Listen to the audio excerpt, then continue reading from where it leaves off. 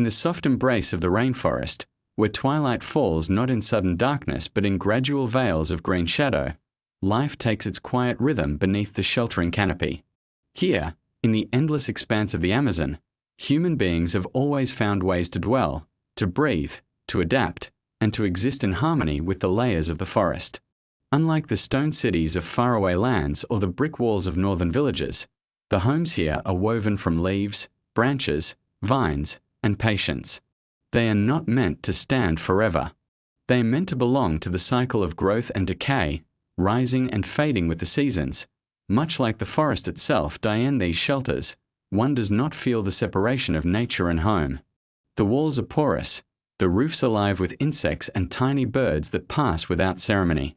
The floor is the earth itself, sometimes raised on wooden stilts to keep out the dampness or the creatures that crawl in the night. At dusk, as the green twilight descends, the shelters become quiet havens where firelight glimmers faintly, echoing against the soft hum of cicadas and the distant cry of nocturnal birds. There is no glass to close out the air, no stone to defy the rain, only the knowledge that everything is temporary. And that in this transience lies comfort. Daily life in the rainforest unfolds not in the loud clamour of markets or the hurried pace of machines, but in the unhurried gestures of gathering, preparing, mending, and resting. The shelters are not fortresses but companions, standing with the people in their endless dialogue with the forest. They are places of sleep, of small stories whispered in the evening, of quiet meals prepared with the roots, fruits, and fish that the forest gives. They are reminders that civilization is not always about permanence, but sometimes about adjusting to the rhythm of something larger than oneself. And so, in this series, we will step gently into that world, the Amazonian shelters of wood and leaf, the small hearths glowing against the green dusk, the daily tasks carried out with calm hands, and the timeless cycle of life lived in communion with the rainforest. Let the slow drift of words be a canopy above you, a shelter of their own, as we sink into the quiet pulse of the Amazon at twilight. Under a roof of leaves, childhood is not a separate country. It is the same land walked at a different height. The forest lowers itself to meet small eyes. Ants become caravans, drops of water become lakes, a buttress root becomes a wall a hero must climb. In the Amazonian day-to-day, children are never far from the work that keeps a home intact, but the work arrives to them in the clothing of play. Learning is not scheduled. It is braided into errands, into pauses, into the long, green minutes while water is carried and fish are smoked and vines turn under patient thumbs. Morning begins with the negotiations of fate. Bare soles test the floor's coolness, then the doorway's light. A child inherits a gourd before they inherit a paddle. First to dip, then to carry, then to learn how not to spill. The gourd discovers that its owner likes to see the river in every puddle. The river forgives the spilled practice because it knows where all water goes. At the hearth, a smaller cousin copies a bigger cousin, stirring nothing in a pot that contains only pretend. Smoke edits the game into reality. A few herbs dropped in, a whisper of steam. When a real pot mumbles, the game pauses to make way for dinner's more serious rehearsal. The line between imitation and contribution thins until it is good, useful work. Tools are introduced as characters in a story with clear morals. This knife is sharp because it wants to be respected, an elder says, and the blade glints as if agreeing. This all is patient, so you must be too. A child's first knife may be bone or shell, a blade that teaches grip before it teaches edge. Cordage begins as a toy snake, then as a bracelet, then as a tie that actually holds what must be held. Hammock knots become a puzzle whose solution is also comfort at night. A dropped loop is not a failure. It is the lesson putting on brighter clothes so it will be noticed. Laughter stands beside instruction the way a good friend stands beside a bridge. Games are drawn from the forest's own syllabus. Tag is played with rules borrowed from the leafcutter ants. Keep your line, carry your leaf, don't block the path of those going the other way. Hide and seek consults the understory's camouflage, the art of being still, the respect for nests, the promise never to hide where the river could decide the outcome. A counting game is played with pebbles, one for each kind of rain named correctly. A bonus for naming the one that fools paddlers and the one that teaches roofs. Skipping songs hold the recipes that matter. 2 verses for Beiju, 1 chorus for leaf wash. A bridge that is actually about bridges. How to test a log before you trust it. The garden keeps a classroom with no walls and durable pencils. Children plant cassava stakes as tall as themselves, learning to tilt and depth by the feel of the earth's acceptance. They learn leaf letters. This curl says thirst, that speckle says insects, this gloss says gratitude. When harvest comes, they carry peppers in baskets too large on purpose, building the posture that belongs to carrying without spilling. They are appointed guardians of the scare string that jingles little bells and rustles foil. The crows, it must be admitted, approve the game and sometimes win around. Everyone claps anyway. Winning is not the curriculum. Participation is. Rivers write a different lesson plan. In the canoe tied to shore, children learn balance with a rope still in the hand of an elder. Knees soft, eyes far, breath not held. A paddle is shared like a secret. A single stroke becomes a ceremony. Later, on sandbars that rise like polite islands, they practice throwing a cast net whose circle is first comically small, then recognizably round, then quietly good. Mistakes are received by the water, which is generous and busy and has no time to scold. Again, the river says without words, but this time, listen to me listening to you. Language, too, is a game that refuses to admit it is serious. Children collect words the way they collect beetles, turning them over, noticing their legs. They learn the names of fish that are the same shape but not the same habit. They learn the different words for mud, slick, stubborn, friendly, and the different words for shade, the kind that soothes, the kind that hides, the kind that simply sits. Elders give them old stories with fresh endings and invite them to invent better ones. On nights when the moon is a white gourd poured over the river, children tell tales to the adults and receive real listening. The price of admission is a joke at the end, and they pay it gladly. Responsibility arrives as permissions in clever disguises. The first solo carry from river to half. The first time a child is trusted to watch the fire while someone runs to greet a canoe. The first time a fish is cleaned by small, careful hands with everyone pretending not to watch too closely. Hammock duty, making sure the younger ones are nested before storm hour, is considered a promotion. So is leak watching, the honored task of listening for a new drip during a night rain and placing a pot beneath it like a polite question. In the morning, the leak is repaired, and the child tells the story as if they had negotiated peace with clouds. Perhaps they did. Bodies are taught by paint as much as by words. A line of urukum along the forearm is the red ribbon of attention. It means remember your hands. Marks near the eyes in Genepapo blue make a visor for glare and an emblem for patience. A child learns that a painted face is not a costume but a guide. Games that involve paint become first lessons in reciprocity. Hold still when it is your turn to be marked. Do not tickle the one whose turn it is to mark you. The mirror in the water says what mirrors always say. You are part of the pattern that you wear. Animals enroll themselves as tutors. Dogs teach about warning and about forgiveness. They will alert the house to a snake and later accept a scolding for stealing a plantain with meek, theatrical regret. Chickens, if there are chickens, teach statistics honestly. Eggs are sometimes there and sometimes not, and checking too often is not a productive method. Turtles, when rescued from a weir, teach release. A child learns the weight of the shell and the idea that not every captured thing is a meal. Pink dolphins, seen courting near the bend, teach restraint and spectacle in the same minute. Children also learn absence, the modest ache of a neighbor's canoe that has gone downstream for a season. The hush a laughter leaves when it visits another bank. Letters are not common, but messages are. A basket traded now that will return as fabric later. A tune taught to a cousin who will bring it back as harmony.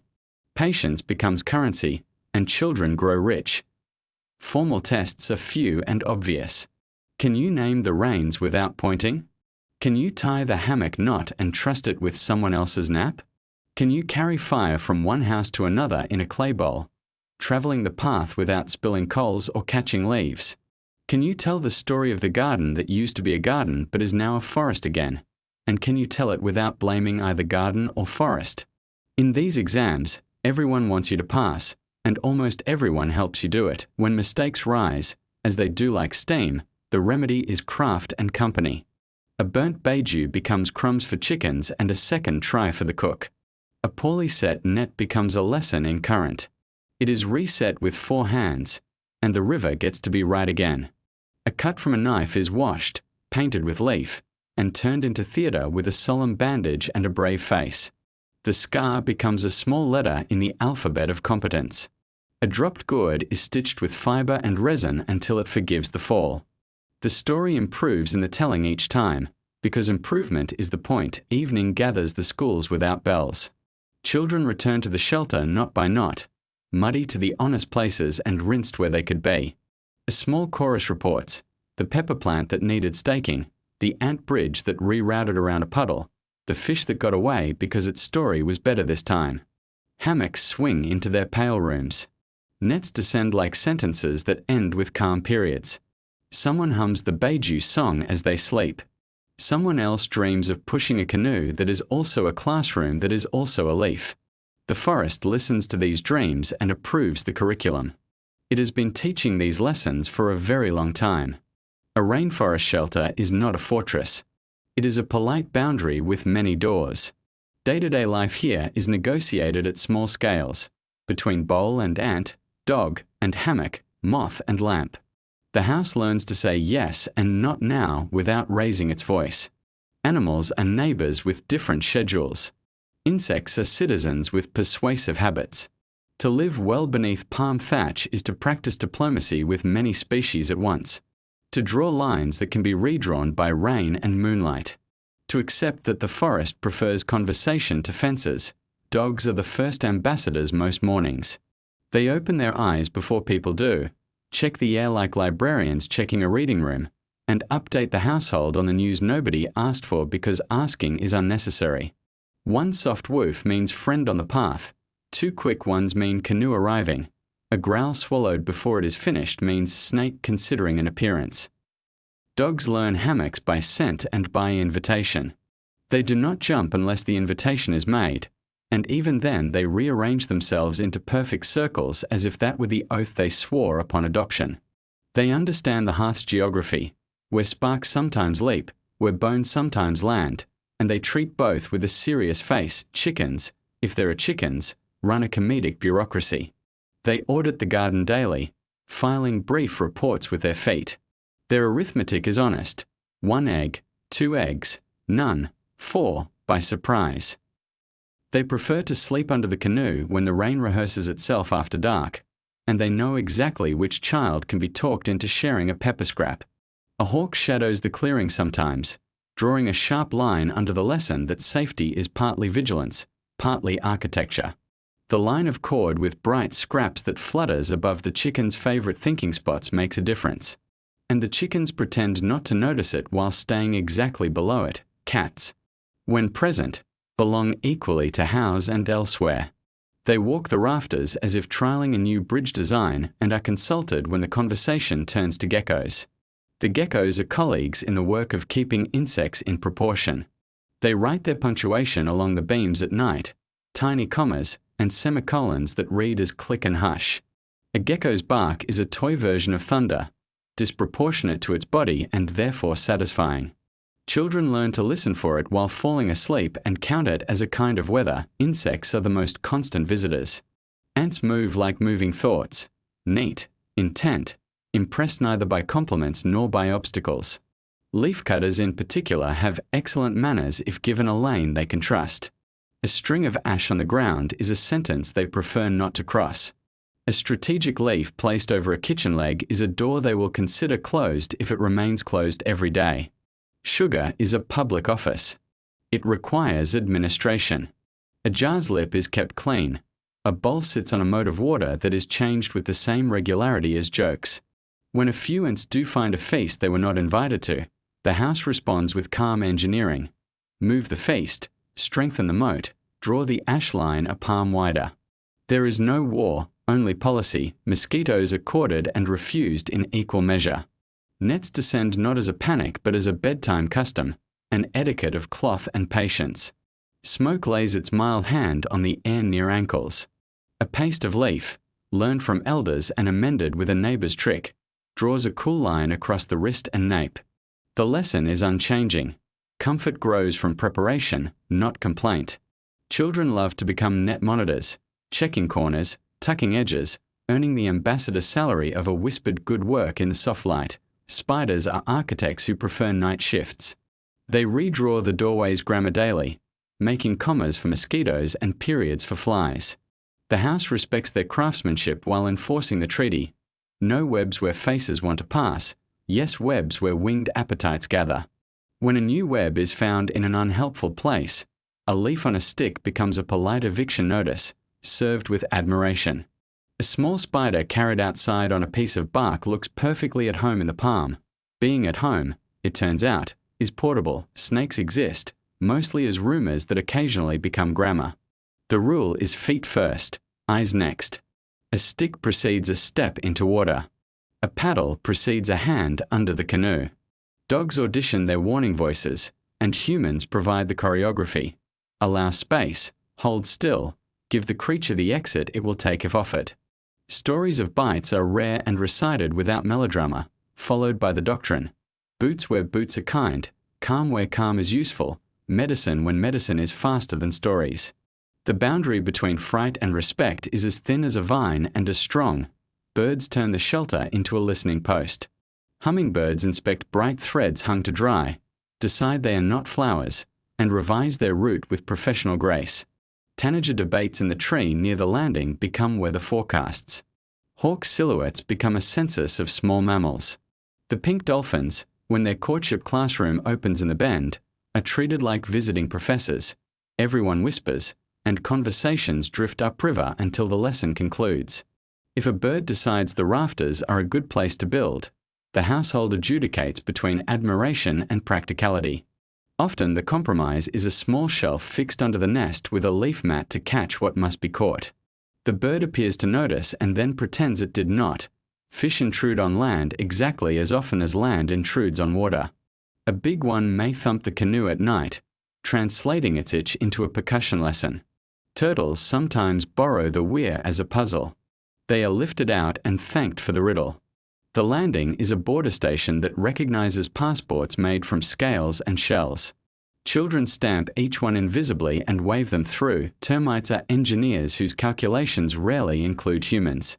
When a post begins to sound hollow under a testing knuckle, the house opens a patient courtroom. A chisel asks a few questions. A brush of ash and resin argues for structural integrity. A new sleeve of bark becomes a stronger law. The nest out in the clearing is left to its own math. The one under the threshold is moved gently, as if carrying a long thought to a better chair. Everyone acknowledges that the forest builds more houses than people ever could. Larger neighbors visit at dusk's edge. A taper's 2 commas in the mud outside the garden say that it edited last night's leaf salad. The garden replies with a thicker cord at the low gap and an extra rung on the fence ladder for human hands. Monkeys appoint themselves auditors of fruit season. Their laughter makes theft sound like a festival. The treaty stands. Take your share, take it boldly, and let the banana clump recover its dignity by morning. If laughter is the tax the house is willing to pay, the canoe, inverted at the landing, is a roof for many negotiations. Chickens hold meetings beneath it. Dogs sign peace agreements with a cat under its edge when the rain decides to refine itself from mist to intent. In a heavy storm, a toad sits on the step like a small, patient mayor. People step around it with the respect owed to office. Every creature teaches the house where to place feet, where to hang baskets, where to leave room for arrivals not on any calendar. Food storage is a language of species. A gourd of farinha closes with a leaf that ants find uninteresting. Fish hanging on the mokum are wrapped in a mild smoke that mosquitoes consider beneath their ambitions. Fruit invited to ripen is offered a screened corner, not because the house fears company, but because company should wait its turn. Even crumbs are policy. A mat is shaken just outside the doorway, an offering to the line of ants that patrols with bureaucratic regularity. The house pays a small tax to cleanliness and receives much in return. Children are the diplomats who understand these treaties best. They know where the spider's web is allowed to be magnificent, where the gecko patrol begins, Which dog has earned hammock privileges? Which chicken will always steal with innocent eyes? They practice the hand signal for give the snake a road, and the clap that moves ants from a sleeping mat without crushing anybody's day. Their games include the rules of coexistence. Their jokes include the creatures as characters who do not mind being teased. Night. The treaties glow in practice. Nets lower. Geckos take their stations. The dog nearest the door inhales the dark and decides it is ordinary. The spider cinches a final knot. The moths brief the lamp and are debriefed gently with a leaf. The forest washes past like a warm river made of sound. The house holds its line, open enough to belong to the place, defined enough to keep sleep sweet. Morning will redraw some boundaries and confirm others. The ash line will be brushed fresh, the net lifted. The gecko thanked by a child who believes it understands compliments. The chicken census will be revised. The dog will reissue its report. All quiet, some smells. The house will practice its diplomacy again. Bow to wings, bargain with legs, nod to paws, and call it living. Under the canopy, this is citizenship. Not control, but acquaintance. Not dominance, but agreements that remember everyone's hunger and everyone's right to breathe. Under the long roof of the rainforest, a home is less a place than a rhythm. It is the roof teaching rain to leave softly, the hearth teaching smoke to ride a calm line through evening, the hammock teaching the body to trust the air, the river teaching the hand to move at the speed of listening. Day by day, the Amazon shows how a life can be woven from modest threads, leaf and cord, basket and paddle, shared work and shared quiet, until shelter becomes more than structure. It becomes a conversation that remembers its best lines. We have walked, unhurried, through this conversation. We learned roofs are promises, not shields, and that dryness is a practice kept leaf by leaf, knot by knot. We watched small fires behave like good neighbors, never loud, always present, turning roots and fish into food and patience into tomorrow. We rested in hammocks that taught balance without words and listened while night composed its slow, forgiving chorus. We followed paths of water and paths of feet, letting errands become ceremonies and distance become a friend. We braided baskets from place and time, discovered that repair is a kind of gratitude, and found that a tool is beautiful when a hand remembers it daily. Gardens appeared as the forest's open punctuation, sunlit clearings where cassava, plantain, and peppers speak the dialect of seasons. Rain revealed its calendar in weights and sounds, and the house answered with small sciences. Wood nested dry, leaks recalled and mended, clothes forgiven and useful again by noon. Rivers opened their pantry, and weirs and nets persuaded the current without quarrel. Medicine grew a step beyond the doorway. Meanings traveled on skin in lines of Urucum red and Genepapo blue. Useful, humble, and quietly joyful, canoes wrote sentences that rivers love to read. Their grammar, balance, patience, respect, carried families, gossip, gifts, and the honesty of barter to and from markets where drums negotiated prices and Beiju measured hours. Neighbors visited like weather, cooling heat, lifting weight, mending the cloth of days without naming the act. Tools and repairs proved the art of enough. Children turned games into skills until knots held sleep and cast nets opened round as blessings. Night drew the house together with small lamps that behaved like stars, while music, rattle, flute, drum, folded work into comfort and comfort into rest. We learned foraging's manners, how to greedakai shade and kupuaku thuds, how to crack stern shells into shared sweetness, how to thank the soil that returns tubers like moons from a brown sky.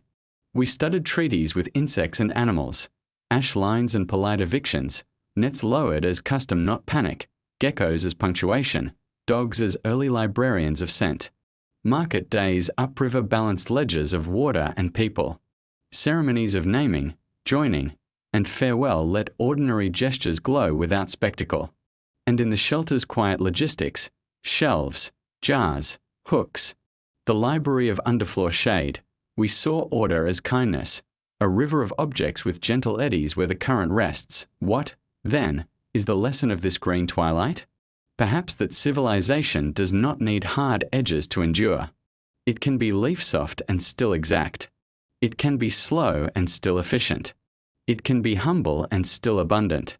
Here, permanence is traded for participation, and the trade is wise. A house returns to earth without apology.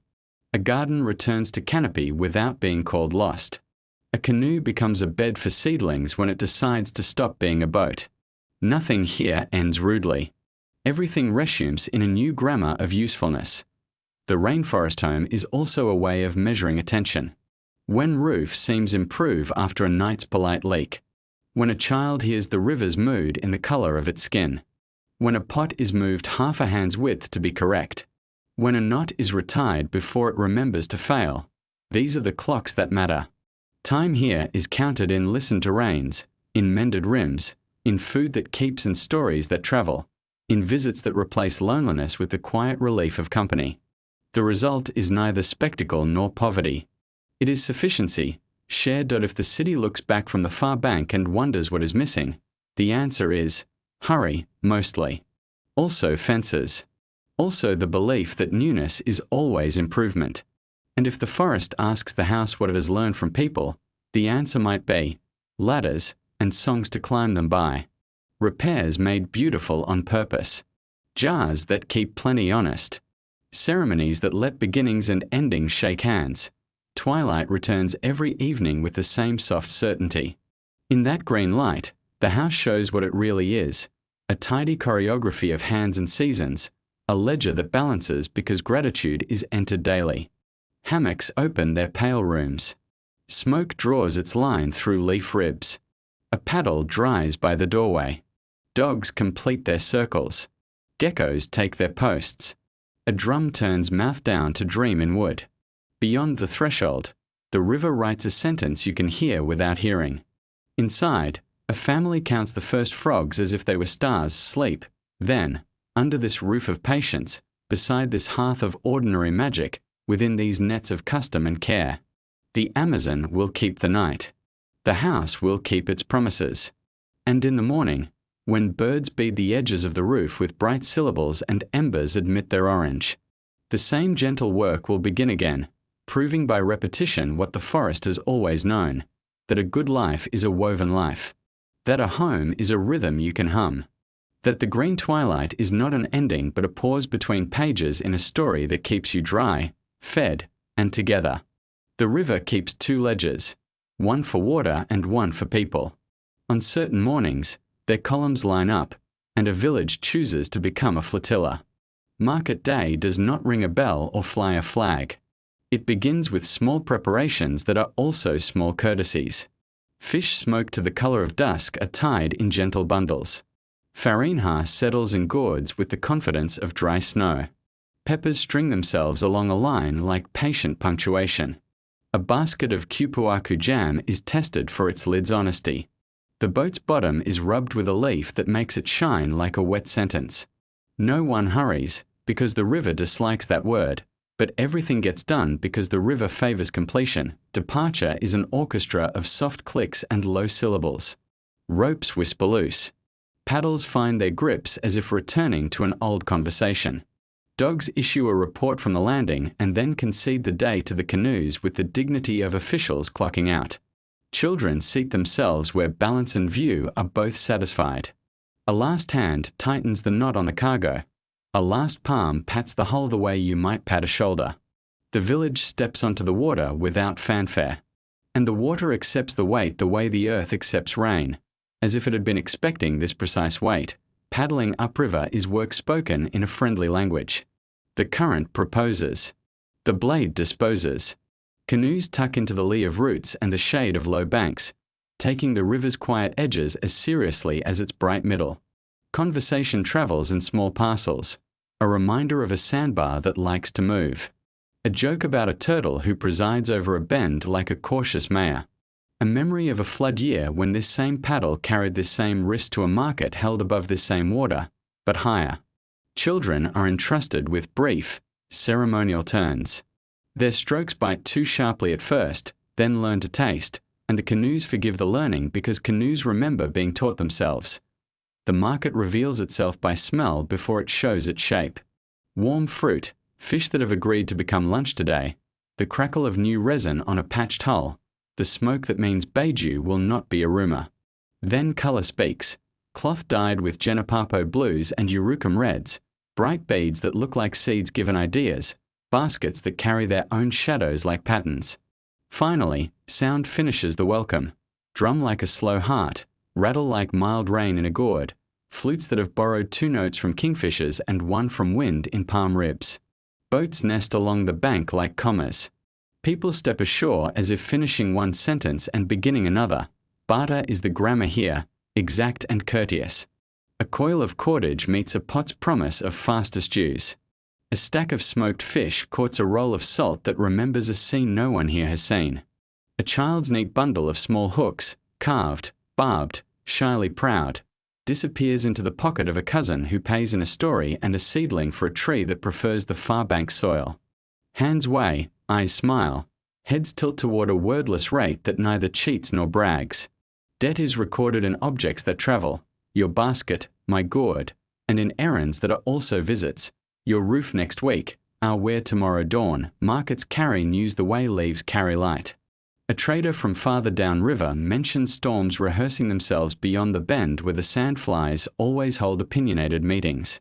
Someone from upriver swears a school of fish is teaching arithmetic to children by counting their splashes in primes. The joke becomes a route suggestion for tomorrow. A woman reports that fever season seems early, and a ring of listeners pretends not to worry while adjusting their mental shelves for more bark, more leaf, more attention. None of this is shouted. It is distributed through conversations like spice, changing the day's taste without irritating the mouth. There are stalls that are not stalls, just mats on which the forest has chosen to rest a day. Seeds in clever packets made of leaf, their names written in the clean handwriting of memory. Medicine barks shaved to slivers, labelled by the knuckles that cut them. Dye cakes that stain a fingertip and will later stain a story told on skin and cloth. Tools with ancestry, a knife whose great-grandparent was a piece of scrap metal in a port town. A file whose teeth will teach would to cooperate with rope. A tiny mirror that has travelled from a place with too much glass to a place that uses mirrors to see not just faces but the position of a braid or the healing of a cheek. Eating is not a break from the market. It is the market admitting its most important subject. A run of Beiju turns a griddle into a calendar. Each crisp circle a fresh hour of sociability. A pot of fish stew, thick with forest herbs and the humility of long simmering, feeds strangers into acquaintances and acquaintances into helpers. Fruit is their own sales pitch, a slice passed, a nod exchanged, separate mouths carrying the same flavor away the way 2 canoes carry the same current. Children with purple acai lips learn that trade is as much about sharing a bench as it is about numbers. Music edits the afternoon into comfort. A drum's low talk slows shoulders that didn't realize they were hurrying. A reed flute draws a small breeze to itself and returns it as mood. Someone hums the tune that keeps knots even. Another answers with the one that helps count without fingers. A rattle teaches children when to hand up a basket during a longer bargain. The beat means now, the hush means wait. Patterns of steps collect near the shade. They are not dance so much as a reminder that feet also deserve recreation. There is a corner for repairs, an unadvertised clinic for objects. An elder with a short hammer persuades a pot back into shape while listening to an argument between 2 young adzes about edge angles. Resin cooks in a small tin, forgiving everything it touches. A child brings a paddle with a sullen crack. 3 hands bind it with a beauty that claims intentionality. Payment is a joke and a promise. Object and owner leave justified. Tools that survive market day return better to work. Work that survives a season returns as more tools. The circle is not drawn but understood that I en among the trade and talk move the small rights that markets invite by being generous. A baby is introduced to cousins through Beiju crumbs pressed ceremonially to a tiny tongue. The baby approves without taking questions. A teenager earns a first knife by naming reins in order and showing a healed scar from a well-supervised mistake. An elder, eyes still and kind, paints 3 short lines on a visitor's cheek with Genapapo. Patience for the paddle home, clarity for the price, good humor for the next rain. Currency comes in many species. Blessings are one. Afternoon leans toward the green that colors every evening here. and shelves begin to close without shutting. Trades that were almost trades become tomorrow's certainty. The last beiju is always somehow the best. The last joke always finds a better ending than it had at noon. Canoes regather their grammar. Heavy things at the center, fragile things wrapped in leaves, gifts on top where gratitude can see them. A tally passes over each load not as suspicion but as care. A strap is tightened, a gourd shifted, a basket given the place of honor for being most likely to spill its content as a lesson if disrespected. Homeward paddling is lighter though boats are heavier. The current is friendlier in this direction. Songs rise without needing to be invited. Children, full of information they will unpack for days, practice telling the news to the river first, because the river is patient and asks no follow-up questions. Sun lowers its voice. Water repeats it back like a good student. A pair of pink dolphins appears, and the fleet slows for courtesy the way one does for a procession carrying a story that belongs to everyone. Landings receive returning boats with floor-level ceremonies. Dogs report that all has been ordinary and are thanked for the ordinary's rarity. Chickens express statistical opinions about absence by scattering and then reforming. The hearth revives from ember to tongue. Goods find their pegs and shelves. Gifts find neighbors. Debts find their next shape. The shelter smells like the day learned something and remembered to write it down. Night reads the ledger without opening it. Canoes rest, mouth down, with droplets along their edges like the beads of a well-made sentence. The drum that was a price negotiator becomes a pillow for a friendly cat. A new knife sleeps point down in its sheath as if it had been doing that for years. In hammocks, people dream of rivers that are also roads that are also songs. Market day is over, which only means that life has been confirmed again in public. Tomorrow, the ledger returns to fish and gardens, roofs and repairs, but the numbers will be smoother because the columns met today and shook hands. Ceremony in the rainforest does not wear a crown. It wears the day's clothes. The same hands that braid thatch and tend hearth become the hands that greet a birth, mark a name, seal a promise, and accompany a life to its quiet ending.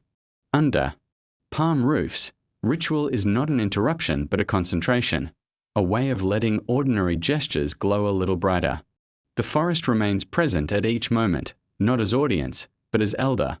Rain steadying the tempo, river translating silence into movement, leaves making shade into shelter. Names arrive like dawn, gradually, then all at once. A newborn first. Belongs to the hush, wrapped against a chest, accompanied by the slow drum of a mother's heart and the slower drum of the hearth. For a few days the child is called by soft, practical words. Little one, warm bundle, sleeper of milk. When the time feels correct, not by calendar but by breath and weather, kin gather without summons. The doorframe is brushed with leaves whose scent says calm. A gourd is passed, water inside remembering the river. A fingertip touches the child's brow and then the water, as if introducing two citizens who will share the same climate. The name chosen is simple and accurate, the color of the morning. When they arrived, the fish that leaped on the day of labor, an ancestor's laugh that reappeared in the child's small sigh. The name is said aloud 3 times so the house can learn it, and the roof, which keeps secrets, agrees to keep this one too. Pain helps the name find its place.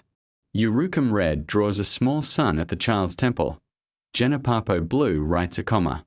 On the cheek, as if to remind life to pause often and breathe. A shell rattle, seeds talking inside their dry house, shakes once, twice, not to frighten spirits but to let them know the household is awake. There is no loudness. There is attention, and attention suffices. The hammock that will be the child's. First geography is tied higher than usual for the day, and an elder lays a palm along its edge to bless not with words but with steadiness. Dog circle, sniff, and accept the new entry in the village's ledger. A chicken, bureaucratic as ever, announces the minute with a self-important cluck that causes laughter and completes the rite. Promises, too, are treated as work with music. Marriage is not a ceremony of doors closing. It is a ceremony of paths joining. 2 families stand on either side of a canoe turned upside down, shade legs beneath it like the roof of a new promise, and the couple stands between, hands threaded with a cord that each has helped twist. Gifts are verbs, A paddle smooth for journeys together, a basket rimmed for carrying weight as a pair, a cooking pot whose dent has been persuaded out by many hands so that dinners can be generous without complaint. Words are brief and exact. We will keep each other dry. We will argue kindly. We will remember to laugh when the fish escape. The river approves by being itself, moving past with the composure of long distances. The high points of years are counted in gatherings that are also chores done together with unusual cheer. A roof day is a festival. Ladders become stages, palm fronds queue up like green fish ready to join the school. The old leeks receive jokes before they receive repair. A garden day is a procession of baskets, peppers being their own confetti. Children, painted with simple lines to remind hands to be careful near small faces, carry tasks scaled to their height. When they tire, they become the choir. A stew becomes the speech that thanks everyone, and beiju the applause that needs no hands. The result is not a new house or garden so much as a renewed one, shiny with effort, fragrant with usefulness. Farewell is the ceremony that asks the most from softness. When a life ends, the house becomes a listener. Hammocks are untied, and retied lower so knees will not forget to bend. Voices learn the half-height between speech and silence. The body is washed with river water warm to kindness, painted with the gentlest of patterns. A short path of dots along the forearm for journeys completed. A thin line near the temple for stories told well. Leaves are placed where hands were good at holding and giving. Objects that work beside those hands. Knife polished to a respectful gloss, basket rim touched into roundness. Rest nearby to stand as witnesses. There is no argument with grief. It is permitted to walk the house, to stand in the doorway, to sit in the hammock shadow. Elders tell the practical stories the living need. How the roof will be checked tomorrow, who will take the morning paddle to look at the weir, which child will inherit the habit of counting rains at night and reporting on their music. Children ask the questions that fix the shape of a loss. Will they dream of us? Yes. Will the river remember? It already does. A small drum speaks the slow measure of a heart that has taught others how to keep time. The forest receives the body as it receives everything, leaf by leaf, with thoroughness and without spectacle. The place is chosen where gratitude can be visited without wrenching the day from its duties. A little way from the landing, near a tree that was admired in life for throwing generous shade. Sap and soil do their work, so do stories. For a while, the household leaves a basket there, not as a monument but as a tool made idle in honor. When rain begins, someone places a palm frond over it with a tenderness that requires no naming. After farewells, the house rehearses being ordinary again, because ordinary is the bravest thing. Nets are lifted at dusk. The hearth is asked to remember its small, steady flame. The canoe's rope is retied with a knot that will forgive morning hands that are heavier than usual. Music returns not as trumpet but as reed flute, 2 notes, and then a third that is a promise more than a melody. Work is the medicine that does not pretend to cure what should not be cured.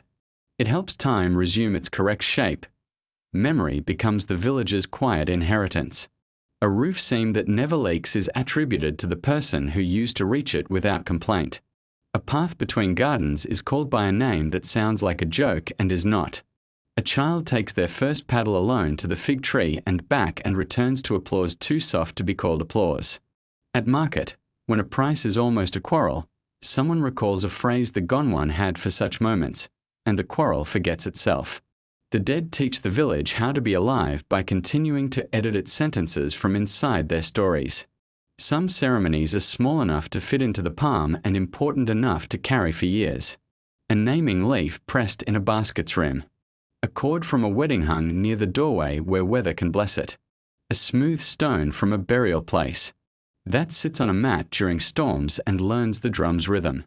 These objects are not talismans against misfortune. They are handles for attention. They ask the mind to remember what it already knows, that beginnings and endings are neighbors, that promises are tools, that grief is the proof of love's good work. At dusk, when green twilight climbs the ribs of the roof, ceremony returns to its everyday hiding places. The house straightens its modest posture. A beiju browns, a pot murmurs, a child yawns while counting the first frogs as if they were stars. Someone ties the name-giving hammock to its usual height again, smiling at the day it learned to hang higher. The river says one word that could mean anything and everything. Under this roof, among these treaties and tools, life continues its calm grammar, subject, verb, kindness, again and again until the sentences are long enough to shelter everyone. A shelter is a center, not an island. Beyond the doorway, thatch roofs appear and disappear among leaves like brown birds at rest. Paths thread these roofs into a cloth that is worn daily and mended without anyone saying the word mending. Visits here are not appointments. They are weather. They arrive with the same soft inevitability as afternoon wind, and they do the same work, cooling what was too warm, lifting what was too heavy, moving quiet air through rooms that welcome it. In the Amazonian day-to-day, the social life is not a separate activity but the background current that keeps work from turning into loneliness. Morning greetings begin before voices do. A paddle taps twice on a landing post. A dog emits a single questioning huff. Somewhere a gourd clinks against another like light glass. When someone steps into view, there is a quick register of hands. Are they carrying vines, fish, a coil of cord, news? The first words are often the smallest. Water is sweet today. Rain taught the roof a lesson last night. I brought what we talked about without talking. Behind these phrases is the old agreement that neighbors are part of the house. The way a porch is part of a room, visiting is practical generosity braided with gossip that refuses to sharpen into rumor. A neighbor might arrive with a basket of peppers glistening in their own heat. They will leave with a skein of cordage strong enough to pull a canoe through a stubborn channel. Another brings a story about a market upriver where salt was in a mood to be bought and fabric was pretending to be rare. They leave with a small sack of farinha and the formal instruction to return the sack when it is empty, because sacks want to travel as much as people do. The shelter's pegboard of obligations is invisible but orderly. Debts here are not weights. They are promises that prefer to keep moving. Children enlarge every visit. They sprout from a shade like sudden mushrooms, bringing with them three types of urgency: wanting to show, wanting to learn, and wanting to be included in whatever requires serious faces. A child displays a fishhook they have carved from bone. It's barb shy but present. Another tugs at an elder's sleeve to ask if today can be the day they are trusted to paddle alone from the landing to the fig tree and back. A third hovers, listening for adult words that might be permission disguised as instruction. Neighbors indulge this theater with the kindness of people who remember their own rehearsals. News arrives folded in work. While a seam of thatch is adjusted, two roofs. For hands, someone mentions that a certain medicinal tree has begun to flower early, which might mean a nervous season for fevers or simply a rash of butterflies with opinions. While fish are turned on the mokum, skin tightening into modest armor, someone reports that a pink dolphin has been courting near the upstream bend. The implication is not biology but navigation. Give them room. Watch, learn. While a canoe is convinced to forgive a scrape with resin and a kind cloth, someone confesses that their garden has grown ambitious with weeds. And three voices, without consulting one another, say they will walk there after the sun's edge softens. Meals tend to absorb visitors without changing shape to impress them. A pot already planning to feed 4 will stretch to feed 7. Beiju are rolled thinner. A handful of herbs is invited to speak more loudly. The gestures repeat with a pleasant inevitability. A calabash dipped, a leaf placed as a plate, a child tasked with tasting the stew for salt because their honesty in these matters is both brutal and correct. Conversation curls upward with the smoke, and when it thins, no one forces it to thicken again. Silence is a guest also, honored with the absence of questions that would make it move. Homesickness exists in river villages, but it is not for place. It is for people when they are absent. The river moves families along its grammar: marriage, trade, a new garden on a friendlier bank, and a day can feel asymmetrical if a familiar laugh is not tied to its usual post. Visits repair this. A canoe gliding in the late afternoon, a hand raised in the green light, a dog recognizing the rhythm of a footstep on the landing. These are stitches that hold the day together. Even the smallest exchanges restore balance. A borrowed knife returns sharper. A mat returns with a small repair that could have gone unmentioned and did not. There are social rules as soft as leaf shade and as binding. One does not arrive empty-handed unless the errand is news that cannot carry objects. One does not sit until the host's eyes have said so, and one rises when those eyes flick toward the door with the politeness of dusk. Children are permitted the run of the place unless their feet carry mud, in which case their feet are introduced to a bowl that knows how to become a river. Dogs are treated with the seriousness due to creatures who understand everything about visitors except why they sometimes smell like different fish. Festivities are the river's own idea, repeated on land. A net that caught more than any one household should dress becomes a party by definition. Smoke writes long, laughing sentences in the air. Peppers string themselves along rafters like punctuation. Songs that exist only as choruses find their way forward. Dancing looks like paddling that grew roots. Babies are passed along with a competence that suggests the village once trained for this and still honors the certification. Paint is applied to cheeks in patterns that denote the mood rather than any formal occasion. Today we are bright. Today we are a spiral. Today we are two lines that meet and decide to become one. Disagreements do not vanish in such places. They choose their scale. A boundary protests, and elders sit down on it until it becomes a line again. A story disagrees with another story, and both are narrated, forward, back, sidewise, until they recognize themselves in each other. A canoe is accused of having been borrowed without asking, and a boy stands up and says the sentence that empties the air of tension. It was me. Punishment is a chore that teaches. Apology is a bowl of fruit set down on a doorstep at first light. The important thing is that tomorrow's visiting remains possible. The most formal visits are wordless, a night spent together in the sound of rain. An afternoon repairing a roof in companionable disagreement about angles. A morning weeding a row while swapping jokes that have become furniture. In these visits, time lengthens the way the river lengthens a reflection near dusk. You look up and discover the day has poured itself away, leaving the shelter richer in all the invisible currencies. Shared effort, shared attention, shared relief that the world continues to answer to small. Patient help. Leave-taking is gentle and inconclusive. A guest stands, touches a post to say thank you to the house as well as to its people, and invents a reason for leaving that is not needed. The tide of mosquitoes will be turning soon. A basket wants to be home before dark. A host nods with the authority of someone who agrees with weather. The canoe noses out. The paddle bites and releases. The last words ride the surface like small boats. Come tomorrow. If the river permits. If the garden approves. Everyone understands that approval will be given because approval is the habit of this place. When night gathers, the social weave does not unravel. It lies down. Voices drift home along the path like moths kissing a lamp. The day's borrowed items have settled into their rightful pegs. The river has resumed its secret conversations with moon and cloud. In hammocks, bodies remember the weight of other bodies nearby on other days. The company of neighbors held in the memory of the posts and rafters. Sleep arrives wearing the village's quiet as a shawl.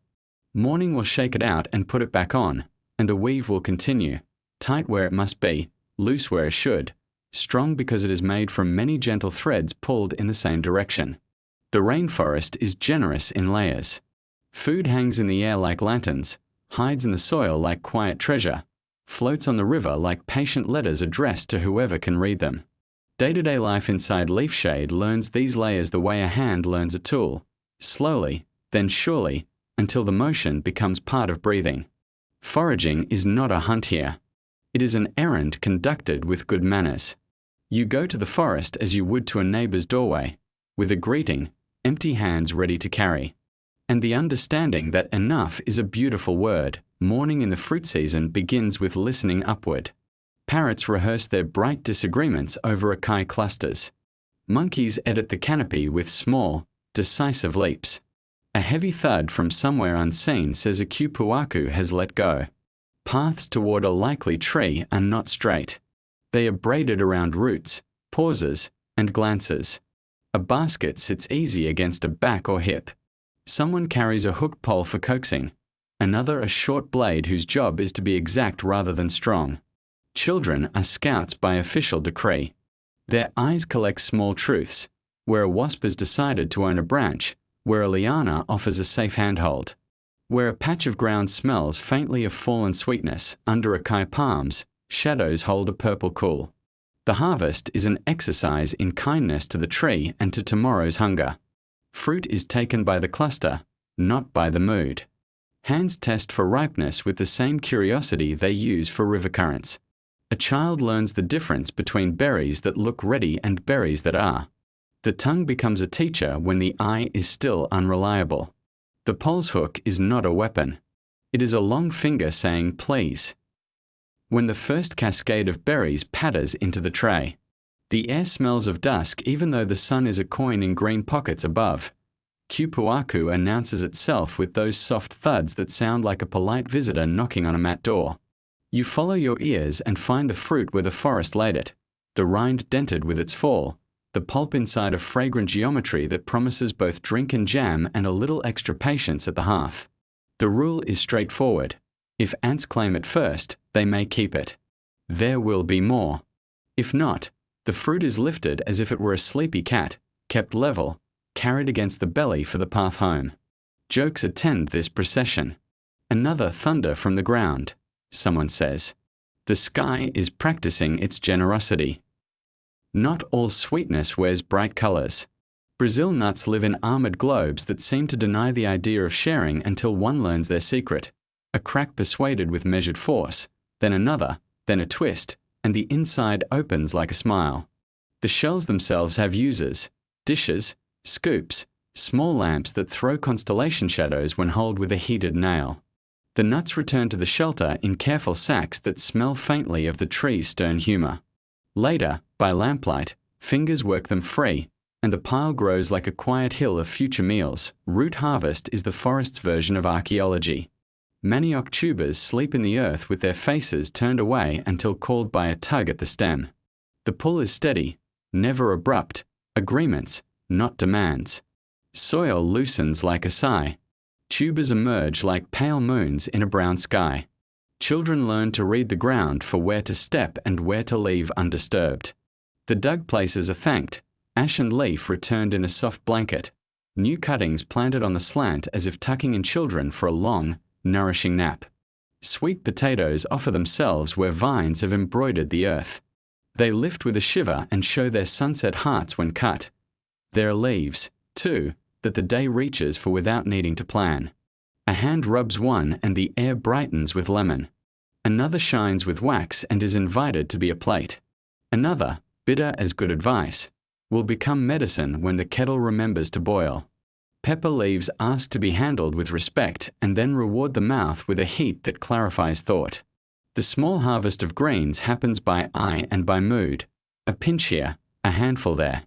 Return to the kitchen like commas that will make the meal sentence read correctly. Foraging walks collect stories as well as edibles. A path remembers the footprints of a taper. Two big commas in the mud, unhurried. A tree shows the scars of a past storm and the green proof of having continued. A bird calls the exact name of the weather that will arrive near dusk. Children race leaves in a shallow runnel. Yellow wins today, because yellow always believes it will. An elder taps a root with the back of a knife and hears whether it drinks enough. The pace is honest. The forest dislikes hurry. So do knees and ankles. Back at the shelter, the day's finds sort themselves into their fates. Acai is rinsed in bowls of river that are changed often. Seeds removed by hands that have done this thousands of times and still enjoy the purple jokes their fingers will be telling for the rest of the afternoon. Pulp is pressed, strained, and cooled in gourds, thick and dark as twilight, ready to be brightened by cassava flour or eaten with nothing but gratitude. Kupuaku becomes a pot of patient sweetness that the hearth edits down to a jam that will keep, or a drink that tastes like the memory of rain. Brazil nuts take their place like small, reliable coins in a jar. Leaves become leaves again, but cleaner, brighter, and soon to be steam surrendered above embers, nothing that travelled home by basket travels to waste. Peels and rinds find the compost, where worms have been expecting company. Tougher leaves become wraps for smoking, then wrappers again when the food is ready to travel as provisions. Seeds are set aside for a pocket or a neighbor who admired a tree too far from their house to visit daily. The weariest fruit becomes chicken conversation. Even chickens appreciate a good story, if told in pieces. The shelter smells like a market that does not need coins, just hands and time. Rules keep abundance from becoming carelessness. Take from many trees, little from each. Cuttings planted on the way back make the path itself a promise of future meals. Wasp nests are greeted and skirted. Bees are spoken to with titles. Monkeys, if they arrive, are allowed their share. They are older citizens than people, and besides, they make the fruit season louder in a way that improves the neighborhood. If an outsider asks for a share, the answer is almost always yes, and the gift is wrapped in advice. This one wants a day on the shelf first. This one is happier if you boil it and then talk to it kindly. Some days, the forest writes a surprise into the margin. A windstorm opens a view that was hidden last season, and there, sunlight pooled like honey, is a stand of fruit trees that will ask for many visits. Another day, the river delivers floating treasure, a raft of seed pods from upriver that children sort into boats for games and elders sort into tomorrow's planting. The surprise is never treated as a conquest. It is treated as a friend who brought extra bread to supper. By late afternoon, baskets are no longer empty hands. The walk home is a soft parade. Fruit knocking gently against fruit, the small clink of nut against gourd, laughter riding above the path like a string of bright flags. The shelter receives the day without fuss. A pot begins its low talk. A cutting is set in a jar where it will remember to grow roots. On a peg, a coil of vine waits to become tomorrow's trellis. The river nearby gives one of its single-syllable comments, agreeable and uninterested in further discussion. Dirty dusk, foraging's tempo slows into tasting. Slivers offered on leaves. A sip of purple that stains the lip and makes a child solemn because solemnity seems appropriate for flavors this deep. A nut cracked, passed, until the bowl is a circle of content. Stories settle in. Who climbed, who spotted, who negotiated with a wayward branch. The day feels long in the healthy way, used up in body, but with the mind quiet as water after a canoe has moved on. Night tightens the weave.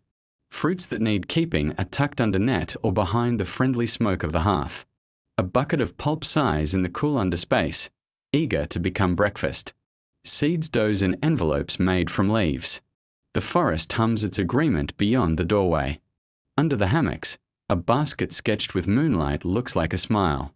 Tomorrow, more errands will invent themselves. The forest is as inexhaustible in invitations as it is in leaves. But for now, the work's sweetness lingers in the mouth and in the hands, and sleep arrives carrying a faint scent of kupuaku and green shade. A well-kept shelter is not a museum. It is a river with places where the current rests. Under palm thatch, order is not rigidity but flow arranged kindly, food moving from garden to hearth to basket, tools traveling from peg to hand to peg again, smoke wandering upward along a path it knows by heart. The day's comfort depends on this gentle choreography. In the Amazonian house, shelves are not decorations and jars are not secrets. They are sentences that keep the story legible. What is for now, what is for soon, what is sleeping until the season calls its name. The first shelf is often air. Hooks from a ceiling beam hold gourds and baskets where fingers of breeze make a quiet pantry. Farinha lives here in lidded calabashes, dry as a good joke and just as ready to be shared. Next to them, small packets of seeds, folded in leaf and tied with fiber, store next year's answers to questions no one has asked yet. Smoke from the hearth drifts this way on purpose, a courteous fog that discourages what ought to be discouraged and spares what ought to be spared. A gecko patrols, punctuation made flesh, tasting the air for the typos that wings sometimes bring. Along the wall, a plank becomes a library of jars. Clay pots with soot-polished shoulders sit beside repurposed glass whose labels have long since surrendered to humidity and use. The arrangement is a map of appetite and care, peppers in brine, bright promises waiting to wake a grey afternoon. A kupuaku jam whose lid has learned diplomacy with ants. Slices of smoked fish folded in oil-like letters from last week, easily reread. Each container is honest about its needs. Shade rather than dark, cool rather than cold, attention rather than anxiety. Cloth and leaf make lids that breathe. A loop of cord becomes a handle that remembers small hands dot on the lowest shelf, the shelf that knows feet and dogs and the bump of a basket passing, live things that forgive being reached for often. A gourd of salt, a bundle of fresh cord, a wrapped knife for errands that appear like friendly surprises. A flat tray of beiju sits there too, cooling with the composure of food that understands its role. Nearby, a shallow basket keeps today's fruit in one whispering pile, the heavy ones below and the tender ones on top, a democracy that understands gravity. Children learn this order as they learn the paths to the river. They can find the salt blindfolded. They can put their hands on a cup without disturbing the beans that want quiet. The underspace, if the shelter stands a polite distance above the ground, keeps a different sort of shelf, shadow. Racks for drying would lie here, and the small architecture of smoking and airing that saves tomorrow's meals from the weather's whims. Fish hang at considered distances so that no flavor crowds another. Bunches of herbs nap upside down until their oils agree to travel when called by hot water. A coil of vine, self-assured as rope in training, rests where its future knots can dream. The underspace hums with patience. Even dogs understand this as a library and tread lightly. Nails clicking like respectful whispers, drawers are a luxury. Pockets made of baskets are the rule. A narrow basket for hooks, each barbed smile slipped into a leaf sling so neighbors do not quarrel. A round, low basket for pebbles and beads, useful for counting, beautiful for being themselves. A long, boat-shaped tray for paddles being mended, for adzes cooled by a damp cloth, for the spool of resin filament wound neatly around a charred stick. None of these is labeled in ink, yet everyone knows their names. The house teaches them by repetition and by the small scold of a bumped shin when a tool strays from its proper berth. Cleanliness here is not sterility. It is respect. Mats are shaken toward the path, not toward the garden. Ants are citizens too, and crumbs are a tax paid where paperwork is minimal. Bowls rinse in 3 waters, one for removal, one for remembering, one for readiness. The last is always the sweetest, drawn fresh from the river and poured back if it isn't needed, because generosity wants circulation. Cloths dry where sun can reach without arrogance. A single square of bark, smoothed by many scrubbings, becomes the house's preferred answer to mess, a kind eraser that knows the alphabet of spills. Pest logic is part of the logistics. An ash line is renewed under the jar shelf. Ants read it and decide to attend a different meeting. A loop of thin vine is set as a skirt around a post to interrupt the highway of small feet that would otherwise make the pantry a public festival. Mosquito nets, when not lowered for sleep, are tied in tidy knots that look like white fruits. They await night with the patience of tools that know their hour. The house's treaties with insects are posted in never-written signs. Lids closed, corners tucked.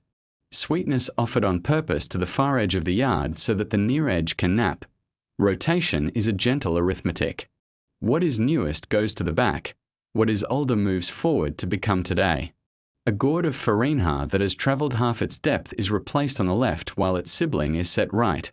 And hands do this without thinking, the way feet avoid a route they have never tripped on. Smoked fish rests 2 days, becomes travelling food for market day, or yields to stew if the weather sings that kind of song.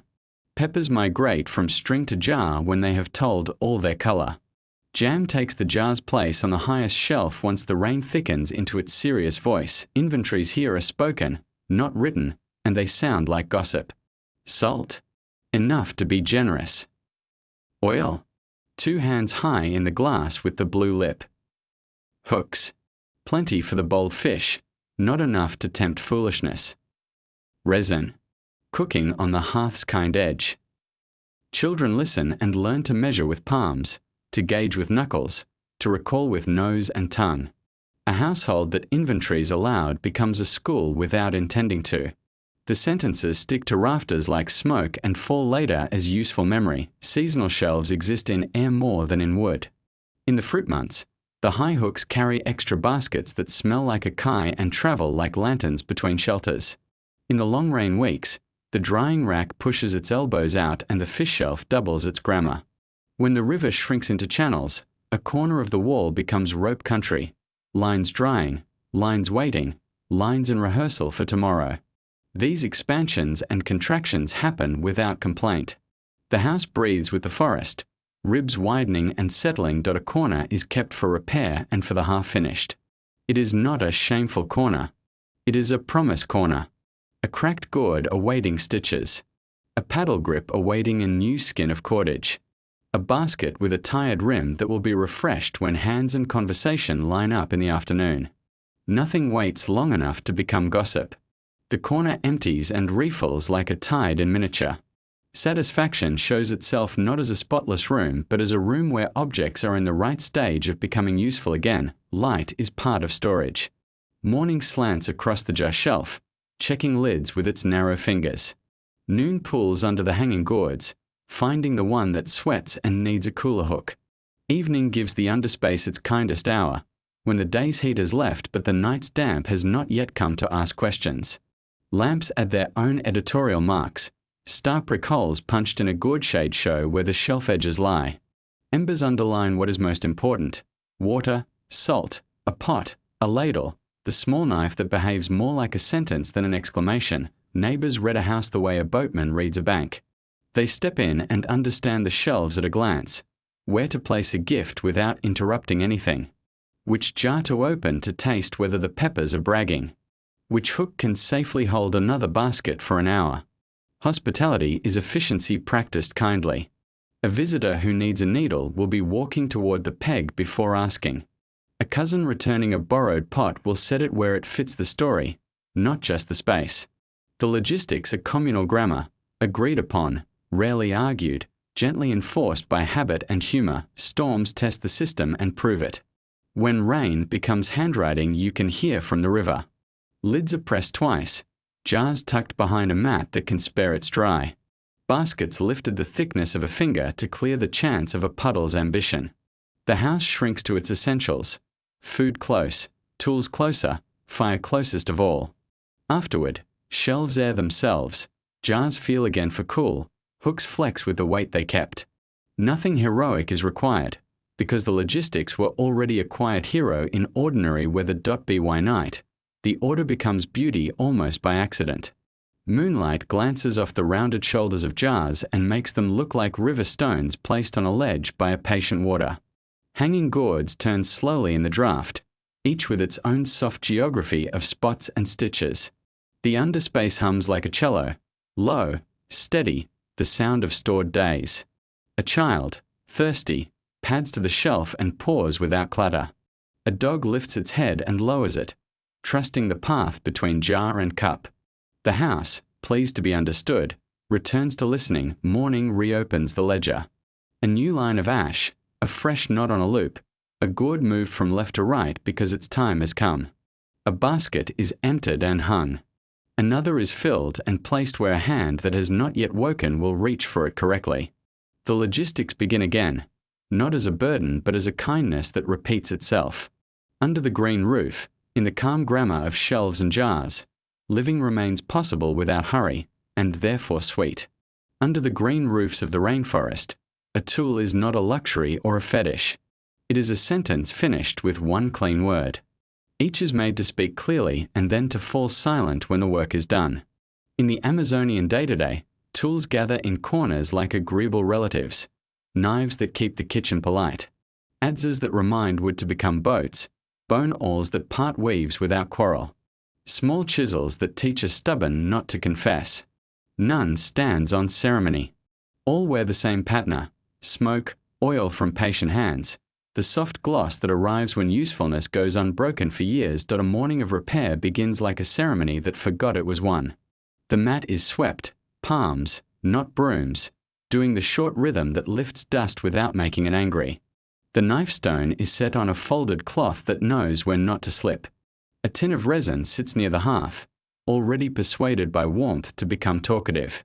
One by one, the household's instruments submit to attention.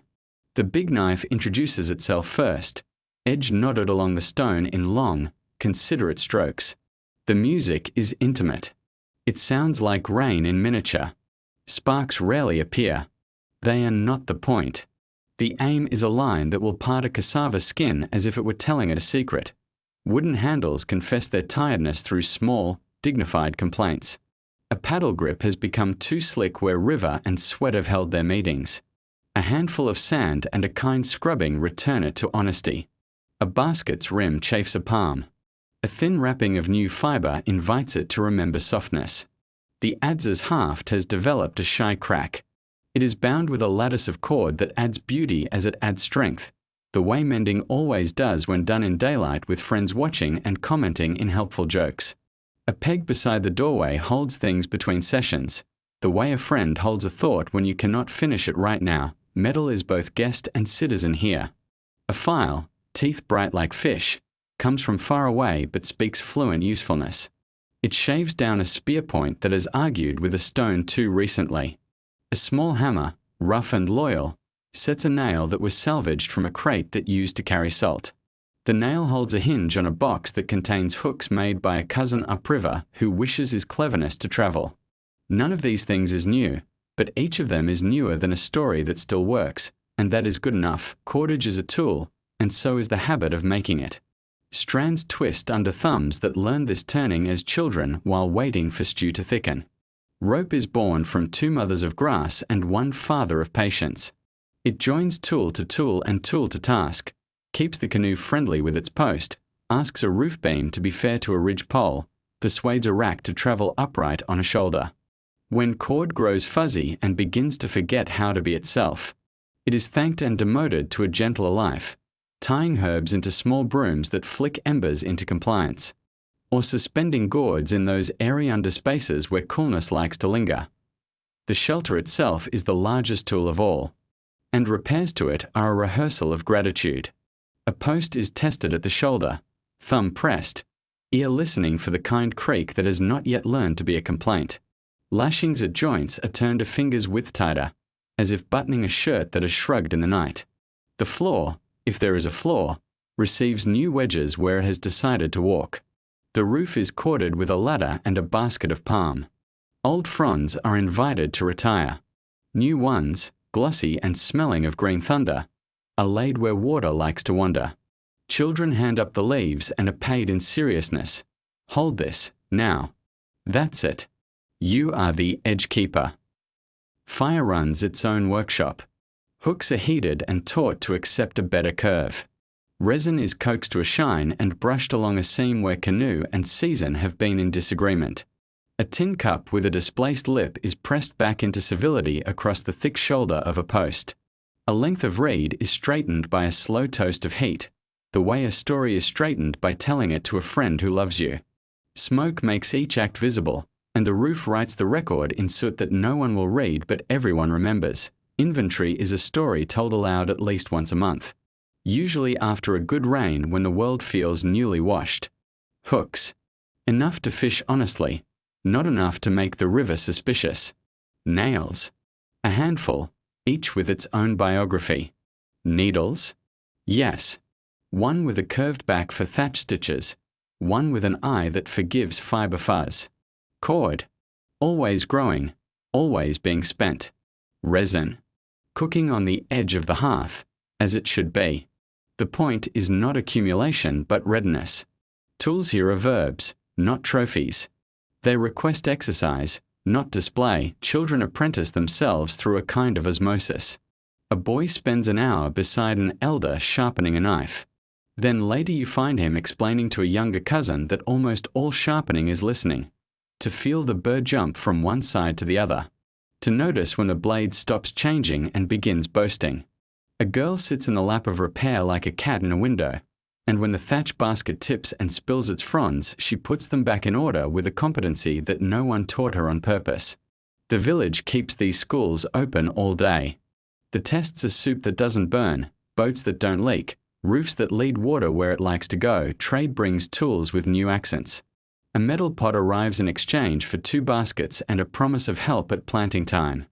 It cooks faster than clay and is loved for that.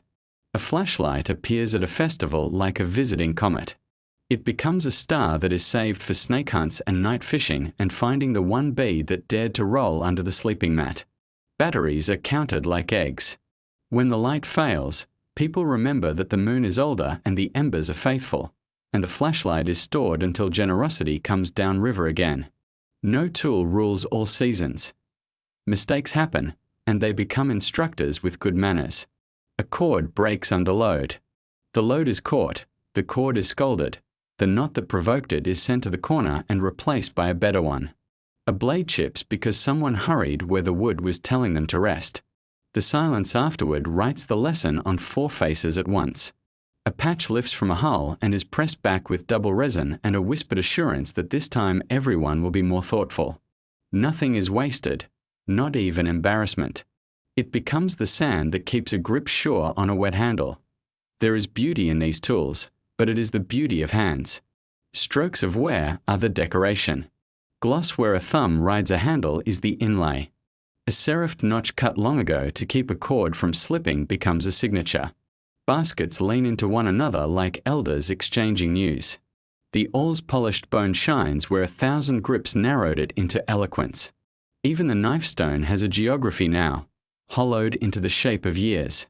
It receives steel like a river receives rain, predictably, kindly. Insistently, Dada's afternoon turns toward the color that gives this series its name. The workshop relaxes. Edges are oiled. Blades are wrapped. The resin tin is littered with a leaf that will sacrifice itself tomorrow and not complain. Tools return to their pegs with the soft clicks of punctual friends. The shelter looks slightly more itself, as a person does after a bath. Work is not a performance here. It is a hygiene, a way of keeping the day clean. Evening finds one last repair, the kind that should have been done in morning but revealed itself late. A gourd has cracked. It is stitched with a pair of holes and a length of fiber, then coated in resin until it once again remembers how to hold water. Someone says, "Now you have a story, little bowl," and the bowl shines as if understanding. Nearby, a child falls asleep in a hammock whose knot was retied today, and the older hands that retied it feel the quiet pride of useful work, safety that will never make the news. Night settles. The tools are quiet as cats. The hearth's last glow lines their edges with a thin, respectful light. Tomorrow, the knife will cut, the adze will sing, the cord will hold, the awl will persuade, the resin will forgive. The art of enough will begin again, with a sweep of the mat, a hand across a handle, and a glance that says what everyone knows, under this roof. With these tools, in this green and reliable dusk, nothing is missing. The first lesson in a rainforest shelter is that a roof is more than a cover. It is a slow promise made to the rain. Not a promise to reject it, but to guide it, to slip it sideways, to let it fall where it won't disturb sleep or food or fire. In the Amazon, roofs are woven not only from leaves but from memory, the practiced angle of a hand splitting a palm frond, the rhythm of fingers, patient as evening, the eye that can read the sky and know how much weight it will ask the roof to carry. The craft begins far from the hearth, in the understory where palms lift wide plates of green toward broken light. People move there in the cool before sunrise, stepping softly so as not to wake the day birds, listening to the opaque talk of insects hidden in the frills of leaves. A good palm frond is broad and unblemished, its ribs strong, its surface smelling faintly of sun-warmed chlorophyll. It is cut with care, never in handfuls torn from a single plant, but from many places at respectful intervals, the way one collects stories, never emptying a friend of all their words. Bundled and tied, the fronds are carried home along paths that remember feet. The returns are unhurried. The forest is a teacher who dislikes haste.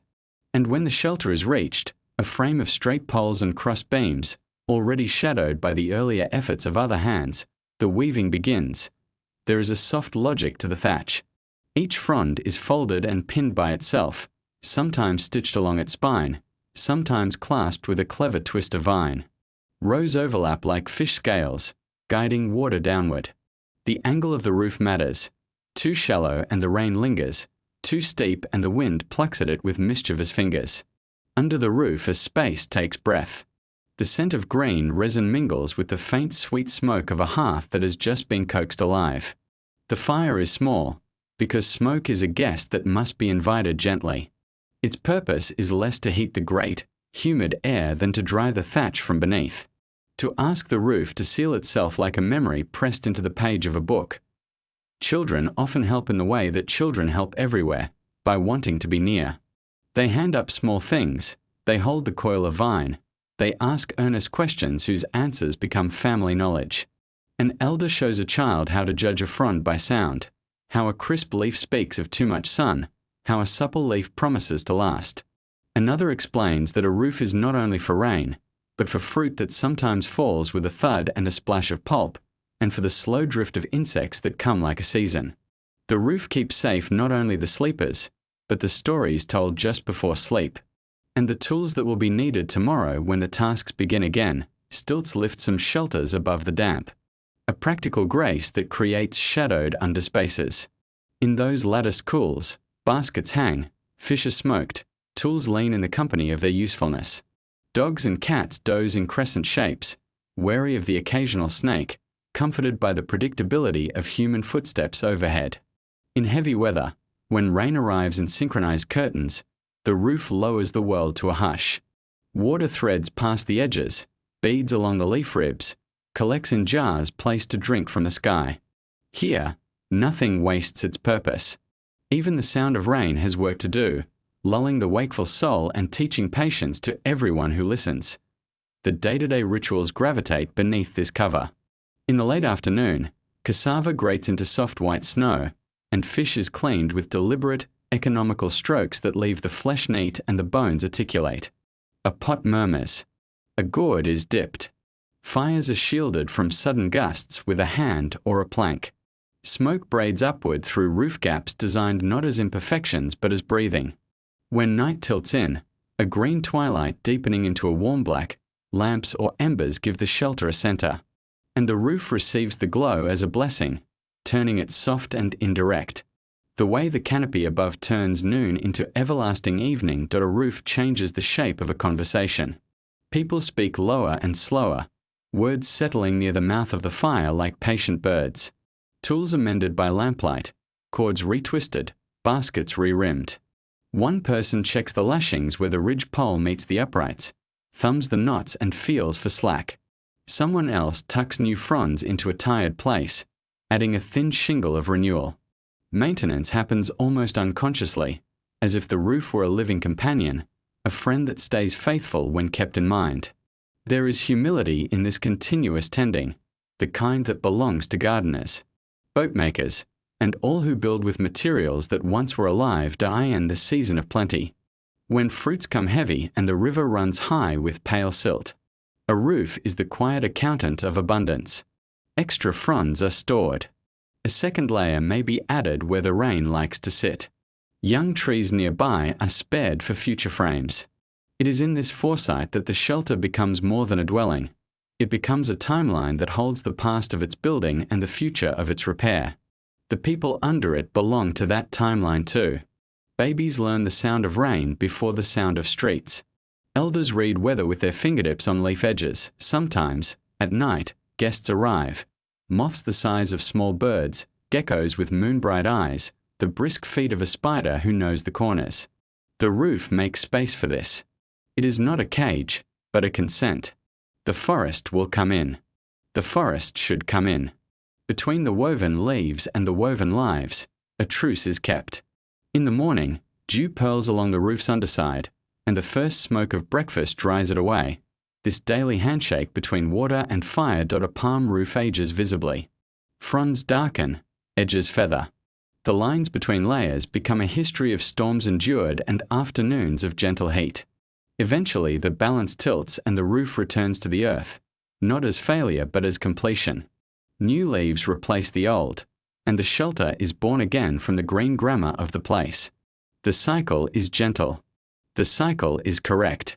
It is how life under the canopy keeps its quiet promise, to shelter the body, to soothe the mind, and to teach by example that strength can be soft, that endurance can be woven, and that patience, laid leaf over leaf, can keep the rain in its proper place. The fire in a rainforest shelter is a modest citizen. It is not a conqueror. It is a quiet translator between raw and ready, damp and dry, day and night. In the Amazon, flames are kept small and purposeful, coaxed from kindling that was gathered thoughtfully and stored beneath the eaves where smoke keeps it honest. A cooking place may be no more than a ring of river stones or a simple clay hearth raised on packed earth. Sometimes it is a lifted platform of sand and ash that protects the floor and slows the hunger of embers. The fire's work is gentle. It dries the air beneath the thatch, persuades moisture to leave tools and baskets, and settles into a predictable pulse that lets hands move without haste. Meals gather themselves around this pulse. The morning begins softly, with gourds dipped into water that remembers the river, and the low murmur of someone sifting farina, light cassava flour whose dry whisper sounds like a distant rain. Cassava itself is a patient teacher. Its roots must be peeled, washed, grated into a pale snowfall, then pressed in braided sleeves to let the bitterness bleed away. The long woven press, suspended from a beam, is tightened day by day until drops fall slow and golden into a bowl. Only then does the root become friendly. Some of the liquid is cooked into bright tukupi, a careful sauce that the elders treat with the respect of medicine. The pressed pulp dries in a warm draught and is toasted into farina or shaped into thin beiju that crisp at the edge and bend at the center like obliging leaves, around the same hearth. Fish gives the shelter its river scent. Fillets lie on a mokum rack. An easy scaffold of green would set just above the embers, so that smoke can write its patient alphabet on the flesh. Nothing is hurried. The aim is not heat but time. Time for the resin-sweet smoke to settle, time for moisture to become memory, time for thin strips to firm into the sort of food a canoe can carry without complaint. Plantains wait nearby, their skins gone black with ripeness. They split open to show a soft, sun-colored heart that needs only a turn above the heat to be ready. If fruit is plentiful, cupuacu, acai, guava, it is mashed and stirred, seeds thudding like small drums in a wooden bowl. Everything the fire touches becomes calmer, even the talk around it. Tools at the hearth are as quiet as their work. Knives are kept keen and humble, wrapped in leaves. Wooden paddles know the rim of each pot without looking. Small tongs, carved from a forked branch, move embers like chess pieces. Pots carry a history of hands, blackened clay with a dull shine where they have been lifted 1,000 times, or light metal traded upriver, dented into friendliness. The lids rarely fit perfectly. Steam escapes on purpose, joining smoke that threads the roof and carries supper's news to the canopy.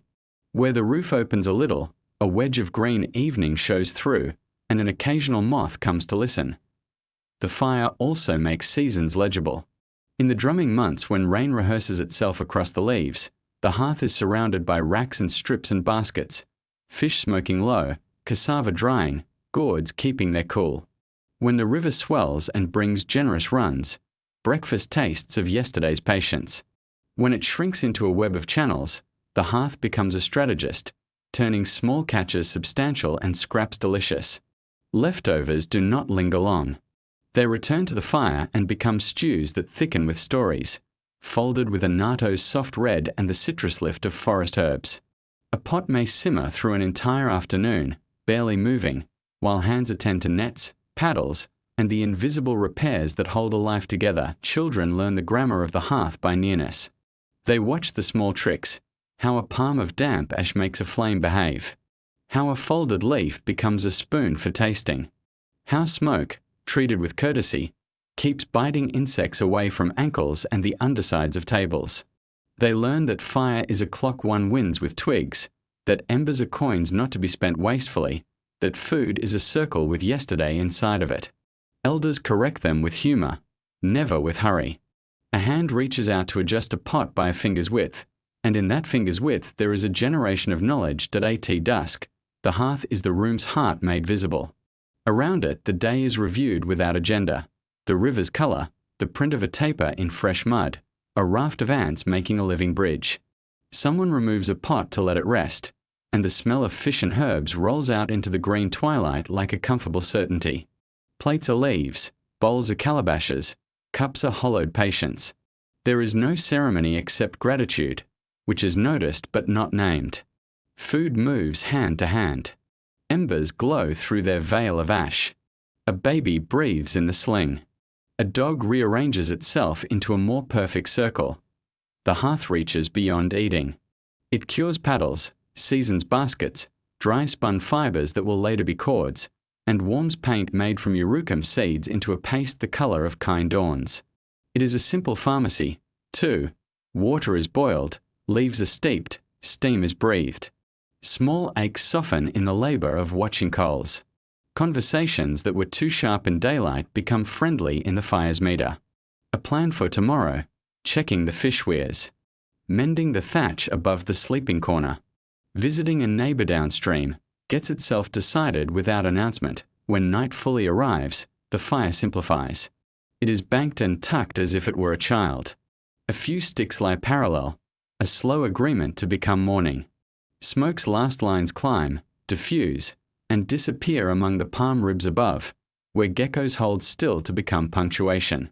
The shelter listens to the forest, the whistle of a night bird, the last patter of a late rain. The rearranging of leaves under some small creature, and the hearth listens too, its red eye half closed but wakeful. Fire does not end the day. It promises the next one, holding a warmth that will accept fresh wood with a single breath. In a place where walls are permeable and the world comes to visit, the hearth is a center that can travel with you. 2 stones, a bundle of kindling, a habit of patience. Wherever it burns, a home has a heartbeat. Evening in the rainforest is not an ending but a rearrangement. Colors fold into one another, greens becoming deeper greens, browns learning to speak in low tones, river light going from silver to a kind of living shadow. Within the shelter, lines are redrawn, pots retire, blades are wrapped, and hammocks, quiet as commas in a sentence, are loosened from their sleeping knots. A hammock is not a piece of furniture here. It is a way of thinking, a decision to trust the air. Woven from tough fibers softened by use. It accepts the body the way a river accepts a paddle, flexing, cradling, carrying the day's weight away without comment.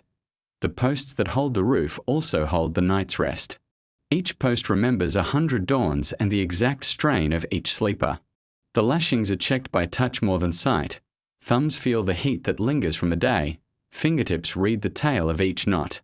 Hammocks are strung at measured heights, high enough for breeze and away from curious ground visitors, low enough for a child to be reached without standing. They cross the room in a soft geometry, diagonals that turn space into a slow conversation. Some carry the scent of eurucum and wood smoke. Others smell faintly of river water and sun. Sleep begins long before eyes close. A hammock teaches it. First there is the small ritual of entry, a palm to the edge, a foot testing the give, a slow turn as if trusting a friend. Children make it look like play. Elders make it look like prayer. The body learns to lie not along the hammock spine but across it slightly, finding a flat line as easy as a spoken truth. The cloth lifts the heels, hints to the shoulders that they can forget their work, and sighs its happiness to have found a shape to hold. Above, the roof keeps its quiet promise. Below, the earth breathes back a coolness gathered from tree roots and damp soil. The night itself is a companion. It carries voices, frogs that count the minutes with patient syllables, a nightjar writing punctuation in the air, insects that comb the darkness with delicate teeth. The river, somewhere near or somewhere far, keeps its own counsel. One can tell by its tone whether it is in a generous mood or quietly thinking. Between these sounds and the human ones, the low talk that settles after supper, a baby's whistling breath, the comfortable creak of a rope that remembers its knot, sleep glides in. It is not chased, not demanded. It is invited, the way a guest is invited to sit nearer the fire.in this world. A mosquito net is as familiar as a blanket elsewhere. It hangs like a pale cloud, tied neat to the roof beams, and when drawn it makes a small room inside the room. The net is a boundary with manners. It lets in air and moonlight, keeps out what bites. Children learn its lift and tuck early, a choreography done by the fingertips. If an ember pops or a gecko skitters or a sudden rain drums applause on the roof, none of it is alarming. The net is a page turned softly. The hammock is the sentence one is glad to come back to. Some nights are bright in their own rainforest way. Not with city glare or winter cold, but with the pale lantern of the moon and the silver talk of clouds. Those nights show the roof's plan in soft relief, the ribs of palm, the neat ranks of fronds, the careful gaps that let smoke pass and starlight visit. Shadows draw places on the floor where daytime feet will go. Tools and baskets become simple sculptures of usefulness.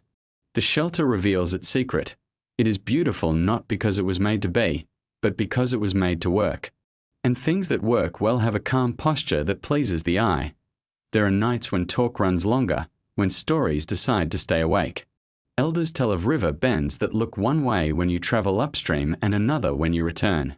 Of fish that appear only when the moon is a thin bowl. Of a summer when the fruit was so abundant that even the birds forgot to argue. Children fall asleep listening, their toes peeking from nets, hammocks rocking with the smallest breeze. The storyteller's voices are modest, the way people speak when they know the forest is listening and might add a line or two of its own. Rest is practical, too. Hammocks keep sleepers off the ground's dampness and the small processions that travel there by night. They dry quickly after a rain. They can be shifted to catch more breeze on humid nights or to hug a warmer pocket of air when a storm passes. Each morning, they roll up and admit the day, turning the shelter from bedroom to workshop in a handful of knots. This lightness, home becoming sleep becoming home again, makes the day easier to carry. One does not lug furniture when the furniture learns to fly. Dreams, when they arrive, are often riveted. The rhythm of the hammock becomes a canoe's rhythm. The ribbing of the thatch becomes the ripples of current. People dream of fish that swim like years, and of trees that have decided to walk a little. They dream of cooking fires that are also constellations, of children weaving with vines that become songs. In the morning, no one feels the need to interpret them. Dreams have done their work, knitting loose thoughts, smoothing the mind's frayed places, pressing the day's pages neat. Dawn restitched the shelter to the forest. Birds slip their bright syllables between the roof's leaves. A child tests the floor with one bare foot. The fire is encouraged back from sullen red to friendly orange. The hammocks release their sleepers with the kindness of a host who has enjoyed the company. Nets are lifted into white bundles, cords wound, posts padded. Yes, still strong. The night's cool is wrapped into gourds of water and into the steady moods of those who slept well. Day begins where it always begins here, with a breath that belongs to a place as much as to a person. Life beneath the canopy is mapped by two kinds of roads, those drawn by water and those remembered by footsteps. Rivers write the wide, glittering sentences. Streams are the clauses and commas. Footpaths are the margin notes, soft and precise, stitched where the forest permits a seam. In the Amazonian day-to-day, knowing these paths is a literacy as vital as any alphabet. People read currents the way others read weather forecasts, and they read the ground the way others read timetables, where the leaf litter is scuffed pale, where a root makes a threshold. Where the ants have laid their black punctuation, morning begins with a small negotiation between distance and dampness. Feet slip into sandals or go bare, careful of thorns that pretend to be shadows. A gourd is lifted, a basket tied to the hip, a paddle shouldered with a matter-of-fact affection given to a familiar tool. If the day asks for walking, the path is not a line so much as a suggestion that keeps reintroducing itself, a curve around a buttress root as big as a door, a step over a trickle that only yesterday was a still pool, a pause to let a column of leaf-carrying ants pass like a determined thought. Leaves hang their green curtains low, and people learn not to part them harshly, because the plant will remember, and because your own skin will thank you later if the day asks for river. Movement begins in reverse. The canoe is pulled from its cradle of shade, its belly whispering against sand.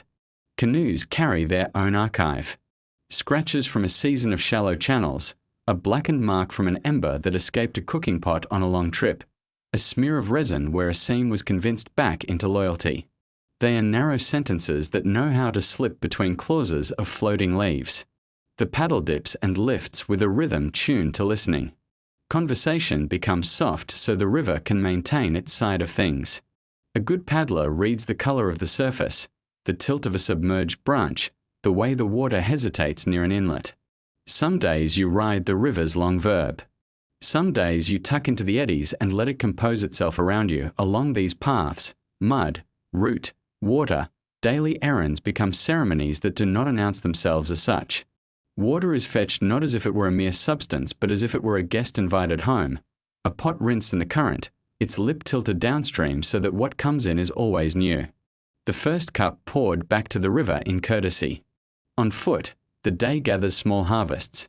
A coil of vine with the kindness of rope already in it. A fallen branch straight enough to be a future handle. Fruits that fell with a thud you can hear even after the sound itself is gone. The basket begins light. By noon it has a tidy geometry of plenty. Paths are social, too. They bind neighbour to neighbour, longhouse to garden to fish weir. Footprints braid and unbraid through the understory, carrying news that will later be retold by the half. The sighting of pink river dolphins near the bend. The tracks of a tapir like slow parentheses in the mud.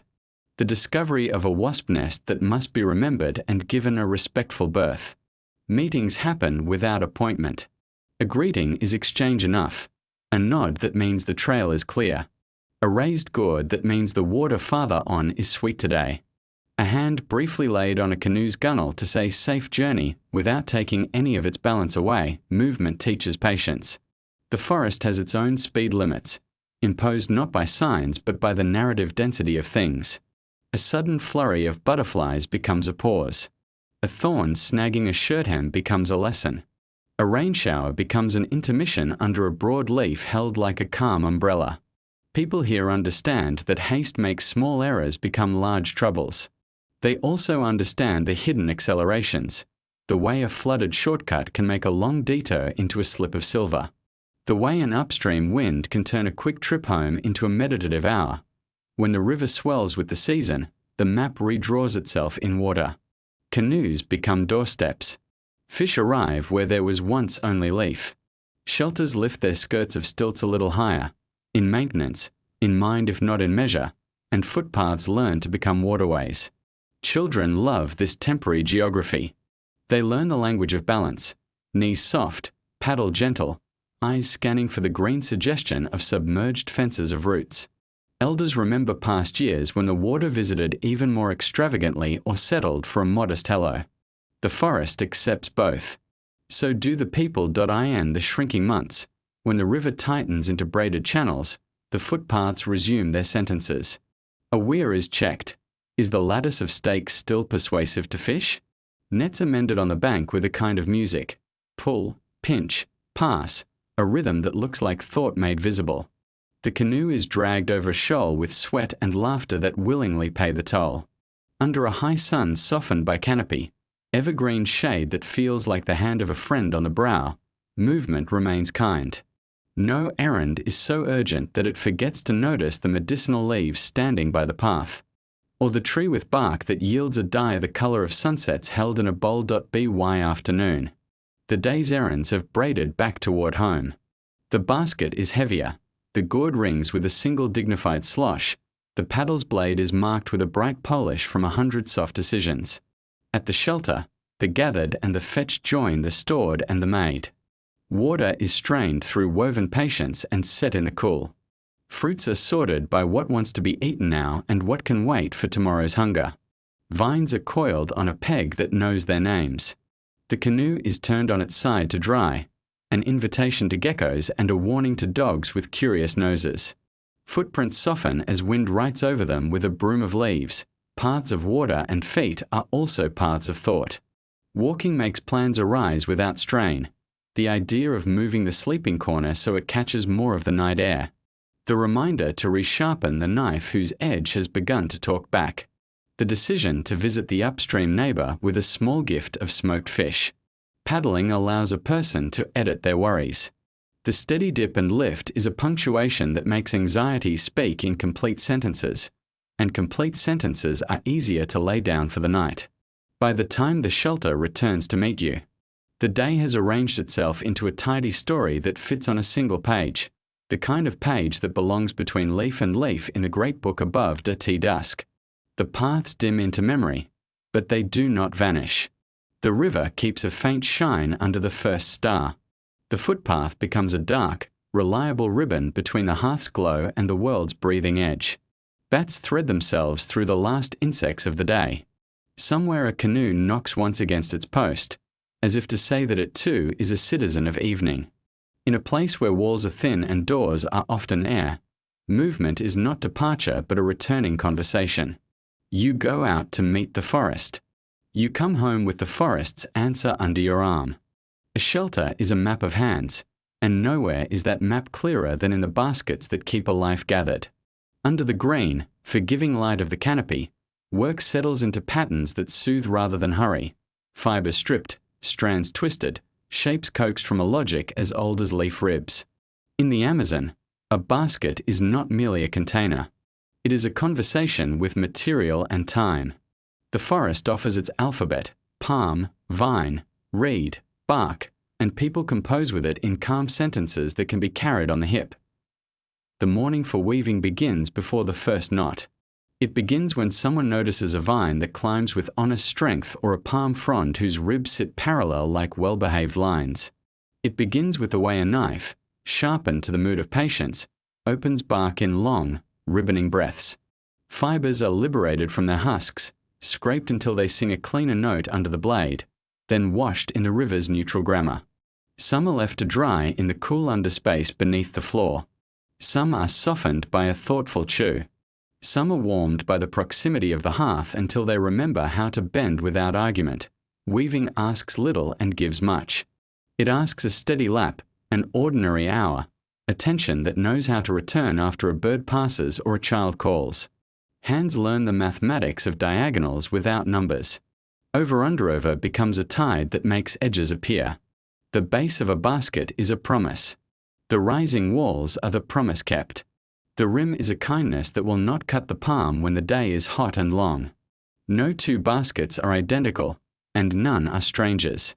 A fish creel knows the damp company of river mornings. A broad, shallow tray knows sunlight and the fragile weight of cassava flour. A high, narrow cylinder knows the discipline of carrying fruit without bruising it into tomorrow's disappointment. Color is not an afterthought. It is a quiet mood. Bark boiled into tea yields browns that remember rain. Leaves steeped with ash whisper greens both young and wise. Seeds tint chords into reds that look like good sunsets. Patterns are inherited. Diamonds that recall the backs of fish, zigzags that remind the eye how rivers turn when no one is watching, but they are also improvised. A weaver pauses, reconsiders, shifts a count. The mistake becomes an accent, and the accent becomes a family motif. In this way, baskets teach what many tools teach here, that perfection is a kind of forgetfulness, and usefulness carries its own and showy beauty. Cordage is the humble cousin to baskets, and the shelter owes it everything. Without cord there is no roof, no hammock, no press to push bitterness from cassava. Twisting strands becomes a background music that fits anywhere, on the canoe's thwart as the river idles, on the doorstep where dogs nap with their noses tucked under tails, by the hearth while smoke announces the day's patience. Two strands make a third between them. A third strand strengthens the truth. Children learn to twist fibers before they learn to read wind, and both lessons enter the fingers permanently. Tools for this work are few and deeply reliable. A knife with a voice you know by feel. A smooth stick that persuades a curve. A bone awl, polished by generations of thumbs, that parts tight weaves without breaking what must not be broken. A gourd filled with small stones to wait a patient coil. A peg on the post where projects sleep between sessions. Nothing is ceremonial, and everything is respected. A basket that has served well is not discarded but allowed to retire to softer duties, holding kindling, hosting fruit, protecting the trivialities that later become proofs of a day well lived. Weaving draws the shelter together socially. Elders anchor the rhythm, taking the trouble out of knots with jokes that have survived every season. Stories thread through the work, of a flood year when baskets floated like obedient turtles, of a trade with a traveller who paid too much for a fish creel because he mistook its honest utility for luxury, of a child who once hid inside a laundry basket to test whether the world would still find them. Laughter makes good tension in fibers, and good tension makes baskets that live long lives. Repair is honoured as much as making. A broken rib is splintered with a sliver. A loosened edge is taught to remember itself by being bound with fresh cord. The forest approves. It is a place where fallen trees become nurse logs, where last year's leaf guards this year's seedling. A mended basket has the authority of things that have seen a storm and kept their purpose. When finally a basket returns to mulch and soil, the ceremony is informal, a thank you spoken with a touch as it is laid at the edge of the garden. Where its last shape will feed the next, the garden, too, is a partner in this geometry. Manioc grated into pale, grainy snow needs trays and sieves. Beans ask for winnowing baskets that catch wind just so. Peppers want small, tight-woven bowls that will not let their scattered laughter escape. Weaving makes cooking faster without making life hurried. A sieve hung by the hearth dries in a single afternoon. A fan carried to the river tells sediment to sit down. Efficiency here is the grace of suitable forms, not the speed of vanishing hours. Even clothing consults the loom of the forest. Fiber cords bind beadwork to the arm with good temper. Belts carry knives with an honesty that never pretends to be decorative but cannot help becoming beautiful. When body paint appears, Urucum's soft red, Jenipapo's cool blue-black, the same hands that count weft and warp draw lines on skin, steady as thread. The designs are not armor. They are invitations, to see, to be seen, to belong to a place by echoing it softly. Trade follows the path of these things. A basket goes downriver tied to a canoe's thwart and returns as a metal pot. A length of finely twisted cord travels upstream and comes back as a story about a cousin married to someone who laughs at rain. Objects move but never alone. They carry the warmth of the hands that made them. And they teach strangers how a life is kept orderly without hard edges. Toward evening, the day's weaving is lifted from the lap and held out as one holds a sleeping cat, supporting the whole, admiring the piece. The rim is checked with a thumb, the bottom tapped with a fingernail to hear its note. A new basket hangs from a peg where insects do not trouble it, and the older baskets nod their acceptance of a competent sibling. The shelter looks different now, not because space has changed, but because the day has added a clean line to it, useful, repeatable, friendly, when night arrives and hammocks unfold their quiet invitations. A leftover coil of fiber rests near the hearth, faintly perfumed by smoke.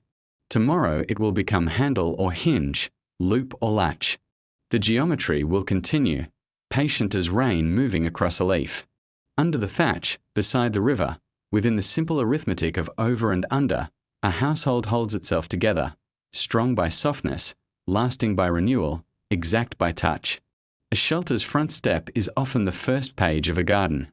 Beyond it, the forest loosens its weave into small clearings where sunlight arrives not as a glare but as warm punctuation.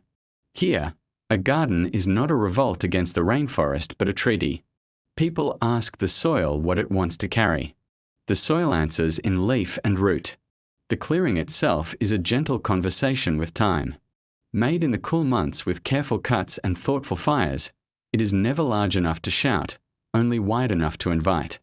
The burn is modest, persuaded to move slowly as if it were reading a text. Ash lies down like a calm snowfall, returning to earth what trees once borrowed. When the first rains come, the ground wakes with the shy certainty of a remembered song. The garden's plan is not a grid but a chorus. Cassava takes the steady center, a practical wisdom with a patient voice.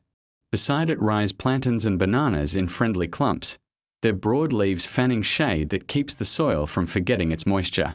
Peppers arrange themselves like small lanterns, citrine and ruby, laughing softly in the heat. They are maize stalks that lift their green flags, beans that climb with polite insistence, sweet potatoes that crawl and embroider the floor with edible vines. Medicinal plants stand somewhat apart in their quiet authority, bold leaves that calm stings, bitter barks that teach fevers to soften, flowers whose teas persuade stomachs to remember their peace. Nothing stands alone. Everything has a neighbor that helps it keep good company. The day's garden work is unhurried and precise. A handhoe loosens the earth with a motion older than any tool. Fingers weed not to dominate but to negotiate, leaving what protects the soil and removing what bullies it. Mulch is a language the ground reads well. Fallen leaves are gathered in baskets and returned as a gentle blanket, an arrangement with worms and beetles who make sentences from crumbs. When the weather leans too dry, water walks from river to bed in calabashes that are careful not to spill. When the weather leans too wet, small ditches are encouraged to become courteous canals. The garden approves of humility. It repays it with dinner that asks for only a little salt and fire. Children learn the names of plants before they learn the idea of plants. For them there is no category, only companions. This one whose leaves taste lemon when rubbed, that one whose fruit paints lips purple, another that hides a sting unless greeted from the right side. Elders hand down techniques without ceremony, how to cut cassava stakes on the slant so they remember to sprout, how to tuck a seed into soil as if telling it a secret, how to read a leaf's curl for thirst or gratitude. These small lessons, repeated without haste, become the household's grammar, spoken each morning among dew and ants and kind heat. A garden is also a ledger of seasons. In the months when the river is high, the beds near its margin rest and listen. In the months when it shrinks, those beds rise to usefulness again, their silt renewed, their moods calm. Fruit trees mark longer seasons. A young kupuaku stretches into its role. Acai palms discreetly announce their dark, patient abundance. Citrus trees keep the promise of a later brightness. Time is layered as leaves are layered. Some plants give now, some next month, some in a year. The garden's generosity is scheduled but never rigid. One learns to be ready when it is ready. Work moves through the clearing with the rhythm of a song that knows when to rest. A basket is set down in shade and fills itself by degrees. Cassava whose skins will flake under the knife. Peppers whose laughter needs taming by fire. Greens that will steam into a tenderness the mouth recognizes as comfort. Tools wait where they are placed. A gourd of water watches from a stump like a quiet guardian. Dragonflies patrol. Butterflies approve without voting. The air smells of warm chlorophyll and the kind smoke of a fire far back at the shelter. The world is not in a hurry to be different. It is in a mood to be itself. Neighbors pass by along the path that threads the garden's edge. Greetings are soft and sufficient. A hand lifted, a head inclined. Sometimes work becomes communal without anyone naming it so. A row is weeded twice as fast because conversation has decided to help. A new bed is turned while a story about last year's flood is retold in an improved edition. Seeds travel folded in paper, tucked in cloth, sheltered in the pocket of a laugh. A cutting grown tall in one place begins again in another. In this way, the gardens braid the community as surely as paths braid the forest. Ritual here is practical. Before planting a new plot, the old one is thanked by being allowed to return to itself. The clearing is not abandoned but invited to heal. Volunteers, trees that chose to rise again, are welcomed. Leaf by leaf, the forest closes the circle. What was garden becomes canopy. What was canopy becomes garden somewhere else. The result is a shifting mosaic that feeds people while feeding the soil, a moving kindness that refuses to take more than it can pay back. Even pests are treated as conversations rather than wars. A plant that draws troublesome insects is planted as decoy. A leaf wash of ashen soap is whispered over the afflicted with the tenderness reserved for temperamental relatives. A tea the day's shoulder. When light inclines toward green twilight, the garden quiets into its evening posture. Tools are cleaned in a bowl that will return the muddy water to the ground. Harvest rests in baskets that look pleased with their part in the story. A child carries a pepper as if it were a jewel. An elder shoulders cassava that will become tomorrow's farinha and today's beiju. The path home is soft underfoot. The shelter ahead is a cluster of friendly lines, smoke riding its low script through the leaves. The garden remains behind, composed and sufficient. A breathing ledger that balances itself with leaf and root and the old mathematics of sunlight. Night will come. And with it the small, reassuring worry. Will the taper pass through? Will the rain come at a thoughtful angle? Will the new seedlings remember their instructions? Morning will answer with dew and the busy patience of ants. The garden will accept the answer it is given, then do what gardens do: grow, remember, feed, and teach. It will ask little and give much, and in its giving it will confirm the quiet thesis of life under the canopy, that permanence is not the point. Participation is. In the rainforest, time does not arrive in days and weeks so much as in weights and sounds. The rain keeps the calendar. It ticks softly on leaves at dawn, rehearses at noon with a scattered troop of drops, and in late afternoon makes its clear decision. People living under palm thatch read it the way a sailor reads wind, by tone, by temperature, by the grammar of distant thunder. A good roof is a conversation with this calendar, not an argument. It knows how to shingle water into threads, how to hand the excess to the ground, how to keep the hearth audible but not worried. There are a dozen rains, and each has a name that is not a name but a behavior. There is the teaching rain, which arrives early in the season, light and frequent, showing where the roof still forgets its duty. It finds the seam above a hammock and writes a damp comma on a blanket. After it passes, hands climb the posts, press leaf to leaf, and humbly correct the sentence. There is the visitor's rain that starts as if from a clear sky while you are halfway to the river. It makes friends with the shoulders and the back of the neck, cools hot intent into patient walking. There is the night's soft curtain that builds after supper and falls steady by the time hammocks blossom, its sound along. Approving exhale that makes children sleep deeper and the old dream kinder dreams. Dryness here is a practice, not a possession. Wood for tomorrow's fire is never simply stacked. It is nested. Thin twigs inside thicker ones inside palm sheaths turned into sleeves. A small shelf near the hearth is kept for the proudest dry pieces, the ones a storm cannot surprise. Under the house, if the house is a few steps off the ground, strings hold bundles of split kindling where wind can comb them and smoke can tell them its discipline. When the calendar swings wider and the long rains come, racks emerge like narrow bridges in the corners, for fish, for roots, for the ceaseless making dry that keeps food from turning back into the forest too soon. Clothing learns the art as well. Simple, light, quick to forgive a soaking, it hangs on a line strung where the roof opens to a slant of air. At breakfast, the sleeves still remember last night's downpour. By midday, with the hearth awake and the canopy letting a wedge of pale sun through, they give up the memory and return to usefulness. Hammocks, if they have suffered a leak, are re-knotted and turned a hand's width, the better to meet tonight's forecast. Even blankets have their dry logic, folded and stored in baskets when not needed. Carried to the canoe in calabashes on the wettest days so that the canoe remains itself on the way back. Travel in the rain is less a problem than a style. A leaf becomes an umbrella. A pause under a buttress root becomes a good plan. A short detour to a known overhang is not considered delay but wisdom's tax. The path itself changes its voice when wet, roots slicker, clay speaking in low vowels, ants asking for right-of-way from the high ground. Feet answer by taking smaller bites of distance. The canoe answers by lowering its pride, riding deeper, letting the paddle's entry be a whisper. Schedules here are braided with courtesy to weather. They bend and come back stronger. Roofs learn too. The thatch drinks and releases. When a runnel shows itself where none was asked, a new rib is stitched, a leaf turned, a cord retied.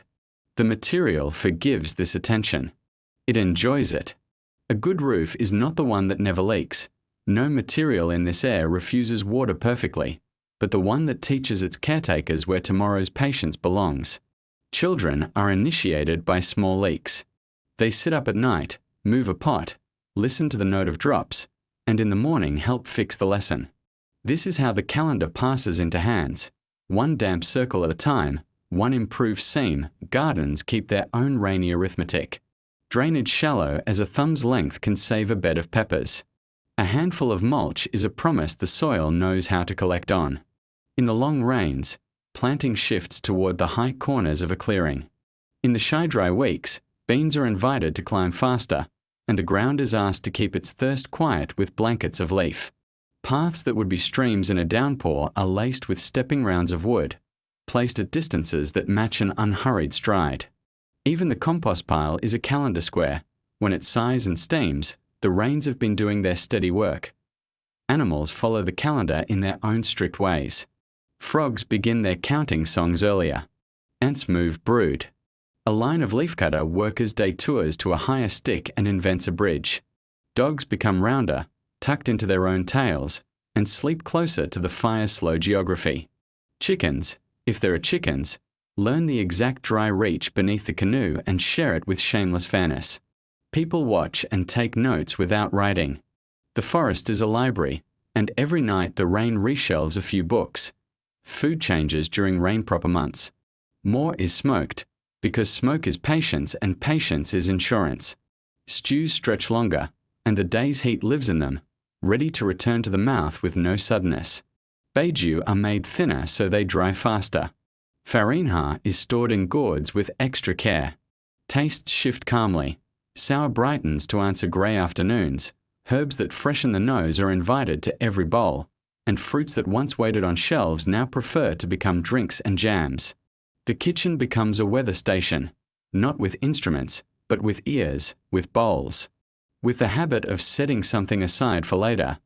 There are festivities of rain. 2. Not with drums and banners, but with jokes repeated every year. Someone pretends to court a dry stump as if it were a person worth flattering. Someone announces, with a ladle like a bell, that the roof has moved 3 fingers closer to the ground by sheer force of water. Children try to catch drops on their tongues from the exact spot where yesterday's leak was mended, to see if the repair tastes of victory. On an evening when a storm performs on the far side of the river, everyone stands under the awning of the roof and watches the lightning lace the clouds into elaborate handwriting. Even the elders who have seen 1,000 such nights remain quiet with respect. When the calendar turns toward less, the forest does not celebrate. It adjusts. The first day with more light than rain is spent checking what the longwet has written. Chords that need retwisting. Poles that ask for a new lash at the shoulder. A weir downstream whose stakes have leaned slightly toward an opinion. The floorboards, if there are floorboards, get a slow sun day, lifted, aired, set back with gratitude. The canoe is given a resealing where the resin grudged under the daily bath of weather.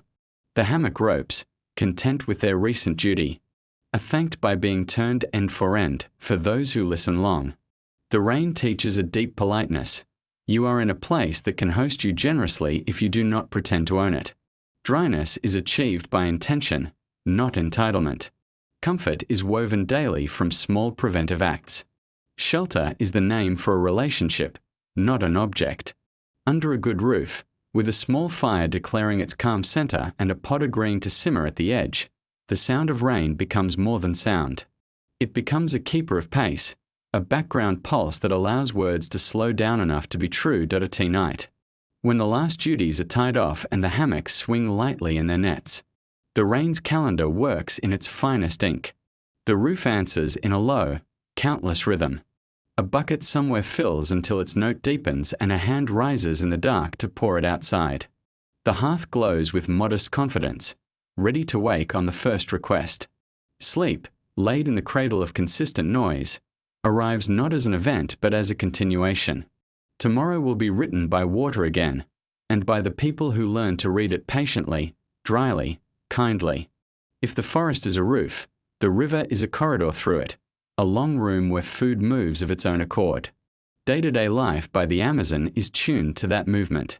Not with chase, but with listening. People take their meals from the water the way one accepts a story, with attention, with gratitude, and with a feeling for where the important parts might be hiding. Fishing is less a sport than a literacy. It begins with the eye and the ear, with the hand that can feel a change in current through wood, with a patience that knows how to turn time into supper without turning the river into an enemy. .t dawn, the water was a soft skin of mist. Canoes push out as if asking permission. The paddle learns to whisper.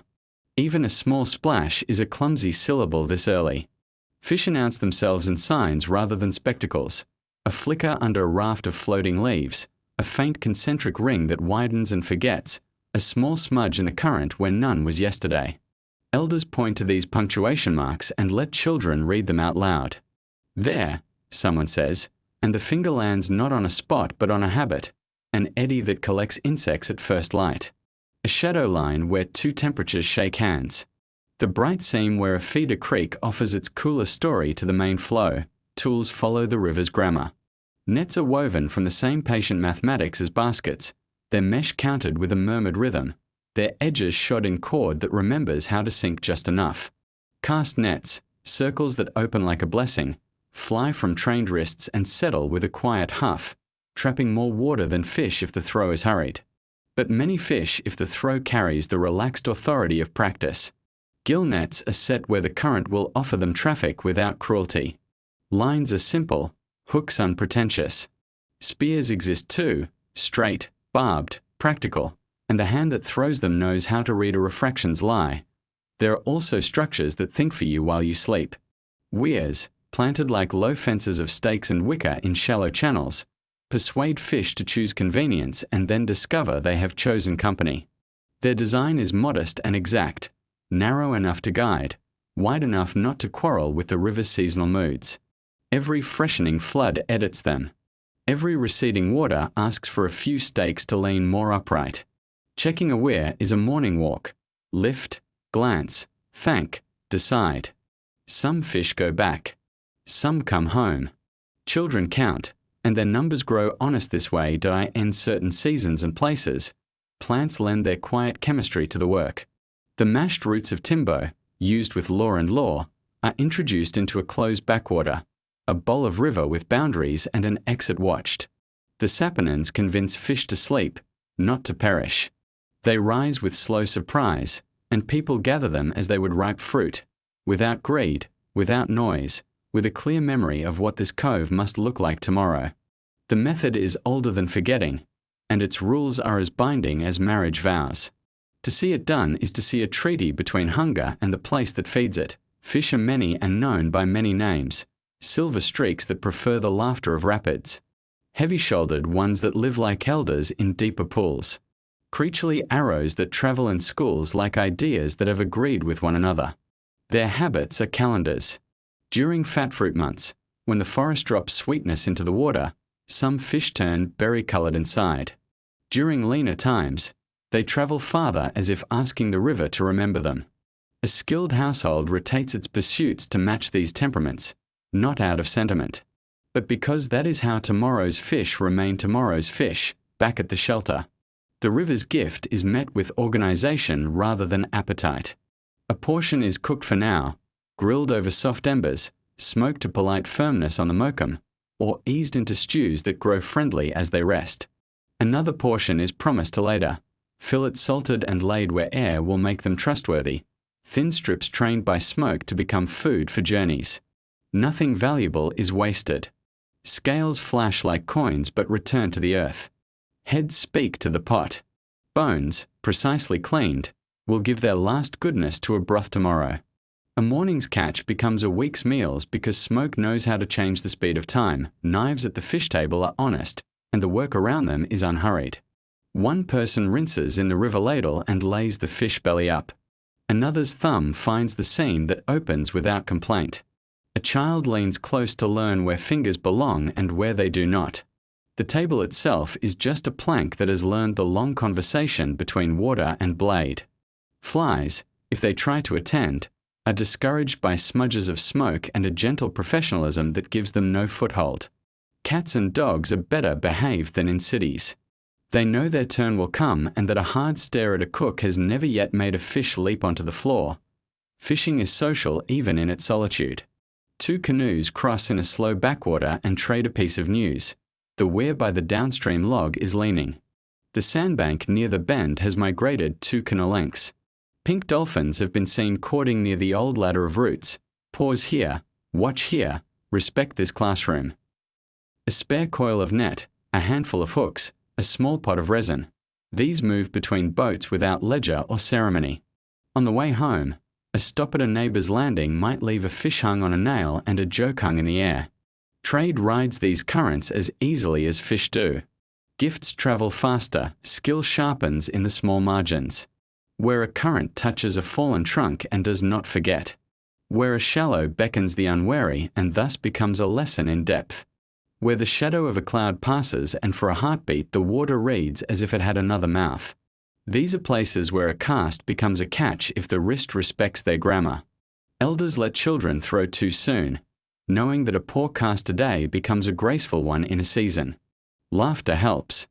The river seems to like people who laugh at their mistakes and then quiet their shoulders for the next try. Danger is part of the syllabus, and the culture teaches it gently. There are fish with teeth and fish with spines, fish that sting your pride and fish that sting your thumb. There are stingrays like ghosts on the bottom who must be given a stick's warning before your foot steps forward. There are currents that change their minds, storms that gather without speeches, logs that pretend to be islands and islands that pretend to be logs. So people do not go alone unless they are going short and early. They look up more often than they look down. They say aloud what they are about to do, because a sentence outside the head is easier for others to answer with help. By afternoon, the river tilts toward indigo, and sounds travel farther. A paddle lifted at just the right angle shakes off water with a soft drum. Kingfishers write small punctuation in the air. The villagers throw thin shadows upstream like stitches. A canoe noses home with an economy of movement that suggests it is thinking about hammocks and stew. On the bank, footprints suggest how many returns the day has made. At the landing, the canoe is turned and rinsed. The paddle is leaned where tomorrow will find it. The fish that were for neighbors become neighbor smiles. The fish that were for trading become salt in the basket, fabric at market, a story that will be used to pay for help at planting time. Night closes the pantry but not the gratitude. A final check at the weir by lamplight, just to be sure a turtle hasn't gotten herself stuck. A small rescue if she has, a pat on the shell as if to say no hard feelings. The river talking in the dark is one of the house's favorite voices. It tells you that the world goes on while you sleep, and that tomorrow's breakfast is already traveling toward you somewhere in the long sentence of water. Hammocks unfold. A pot makes a considerate burp against the banked coals. The river goes on being exact and mysterious in equal measure, and those who draw supper from it go on being exact and humble. That is the bargain, and it is a good one. Healing in the rainforest begins with listening. Before hands reach for a leaf, before a kettle of water rises to steam, someone sits near the doorway and asks the body to describe itself. Where does it pull? Where does it glow? Where does it murmur too loudly? The answers arrive in small gestures. A palm pressed to the temple, a heel rubbed against the other ankle, a breath that shortens at the edge of a cough. In the Amazon, medicine is not an interruption to life. It is one of its ordinary tasks, woven among gardening and paddling, mending and cooking, like a soft thread with a steady color. The pharmacopoeia is a neighborhood you can walk through. A few steps from the shelter, under the tolerant shade of plant and leaves, stand plants with opinions. This one offers a bitterness that teaches fevers to step back. That one exudes a sap that asks a wound to close its story more quickly. Another leaf bruised between thumb and forefinger smells of lemons and calm, and when floated in hot water, it persuades the chest to loosen its stubborn knots.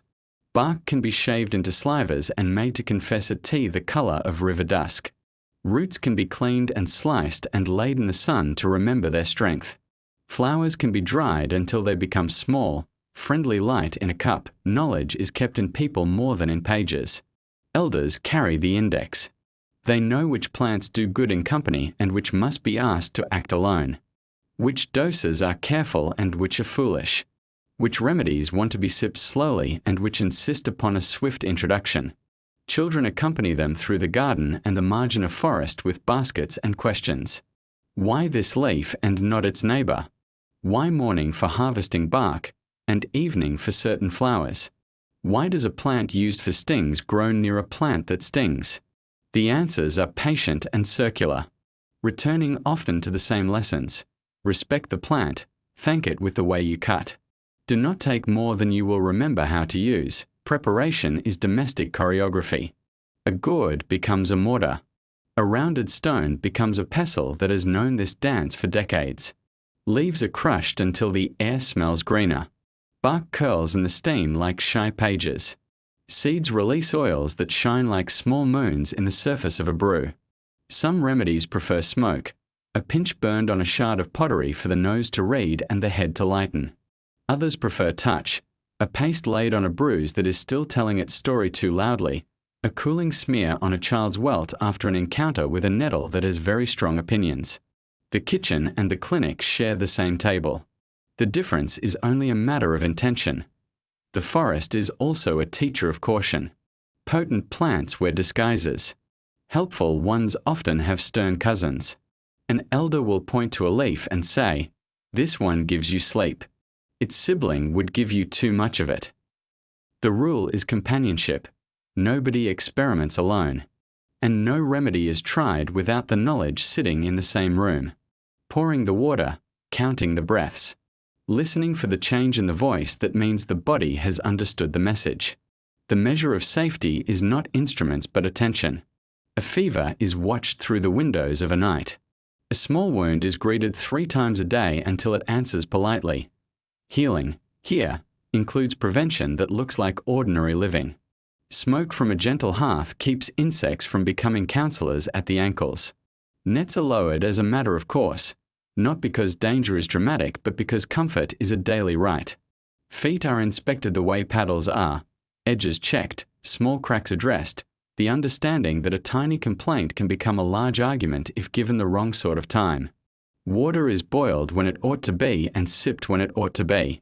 With the kind of ceremony that does not call itself ceremony but teaches children to copy it anyway, body paint belongs to this medicine not as a cure, but as a way of keeping spirits in their best posture. Eurucum seeds, crushed into a paste like sunrise made patient, warm the skin with soft red. Jenipapo pulp, rubbed and left to darken, writes blue-black lines that look almost like shade drawn by a deliberate finger. Patterns move with the seasons and with the work. On a day of planting, the lines might run down the forearms like rain remembering its lanes. On a day of fishing, they might sit close to the eyes like thoughtful parentheses against glare. Paint can deter insects, soothe the skin, and teach the muscles to remember they belong to the community's rhythm. There is meaning in these lines beyond the useful. Designs carry history the way baskets do. A certain zigzag is a river's edge remembered from a flood year. A set of dotted paths along the cheekbones is a promise made between families. A spiral on the shoulder is a private joke shared among those who survived a long paddle together. Children sit with the patient gravity of artists as elders draw the first strokes, the way you might measure a frame before you stretch a thatch leaf across it. Laughter is permitted, even welcome. A shaky line becomes a new motif. A smudged curve becomes a cloud and is blamed on the weather. The face becomes a map of belonging, and the skin remembers. Even after the color fades, visitors sometimes ask for paint, and the answer is usually yes, because hospitality is itself a remedy for the world's roughness. But the brush, or the finger, or the seed, will pause above a foreign brow and wait for a question to be properly asked. What would you like to wear on your face today? Strength, patience, good humor, safe travel? Paint is not decoration. It is a wish written where the day can see it. The design chosen for a child's first festival is small and careful. The one chosen for an elder on a day of speaking is quiet and exact. The one chosen for paddlers setting out before dawn looks almost like wind. Sickness that outruns the house's wisdom is not reason for pride to flex. It is reason for the canoe to be launched. Downriver, there may be a trading post with bitter pills that work by strangers' logic, or a small clinic whose medicines smell like distant factories. These, too, are welcomed without fuss. A people that learns from leaves can also learn from bottles. When such medicine returns home, it lives on the same shelf as dried bark and seed pastes, not as a conqueror or a rival, but as a fellow worker with different tools. The rule remains: attention heals. Humility prevents. Gratitude strengthens. When remedies have done their work, they are thanked in small ways. A handful of compost around the base of the plant that gave its leaf. A whispered remark to the bark that gave its tea. A story told at supper about how the headache remembered to depart after the second cup. Children hear these thanks and file them away under how to behave. Tomorrow, when a nettle finds a calf or a paddle finds a blister, gratitude will already be nearby. Ready to be applied with the salve, evening lays its cool hand on the shelter. A pot of tea that tasted sharp at noon tastes kind at dusk. Painted faces dim to the tone of embers, and in the mirror of the water a person sees themselves as the forest sees them, marked with meanings that are more than skin. Softened by the practice of care, kept together by a community that knows herb from poison and joke from worry. Hammocks open. Nets lift and fall. A child asks if the pattern will still be there in the morning. For a little while, someone says, long enough to remember what it means. And that is always the right length for medicine. Music here does not announce itself with stages. It arrives the way breeze does, when work makes room for it. Under palm thatch, the rhythm of the day is already half a song. Knife against board, pestle and mortar, paddle lifting and setting down, the hush of thatch being laid leaf over leaf. Into these ordinary meters step the instruments with modest authority. A rattle made from a dry gourd, seeds moving like soft rain inside. A flute coaxed from a river reed, its voice the color of shade. A drum whose skin remembers sun and whose body remembers tree. None is loud. All are clear. They make the air gentler without asking for attention it cannot spare. Morning chooses light music. While cassava is grated into snowy patience and Beiju waits for the heat that will make it agreeable, a rattle keeps time for hands. Children copy the pulse with spoons and bowls until the kitchen becomes a small orchestra of usefulness. The beat is not a command. It is an invitation to move together. Even the fire seems to take it up, coals glowing in phrases, smoke breathing in lines. A reed flute tries out two notes that feel like questions and one that feels like an answer. A dog lifts its head, decides everything is fine, and returns to the circular business of sleep. There are songs for water too. Paddling has its own syllables, dip, draw, breathe, that the river already speaks. To add a voice to them is to participate, not to compete. A paddler hums a tune so small it might be mistaken for a thought. Another answers, not quite in harmony and not quite in unison, the way two currents run side by side for a while. The canoe steadies under this low talk. Children learn to keep their bodies quiet while their mouths try out the same notes, the way a leaf learns to ride a drop without collapsing it. When the river widens, the melody widens. When it narrows, the tune tucks its elbows and proceeds with prudent cheer. Work songs are maps you can hear. A harvesting chorus lifts and sets, telling wrists when to rest and shoulders when to share the load with knees. In the garden, a call and response keeps weeding from becoming a private argument. The calls are half jokes. What did the pepper say to the rain?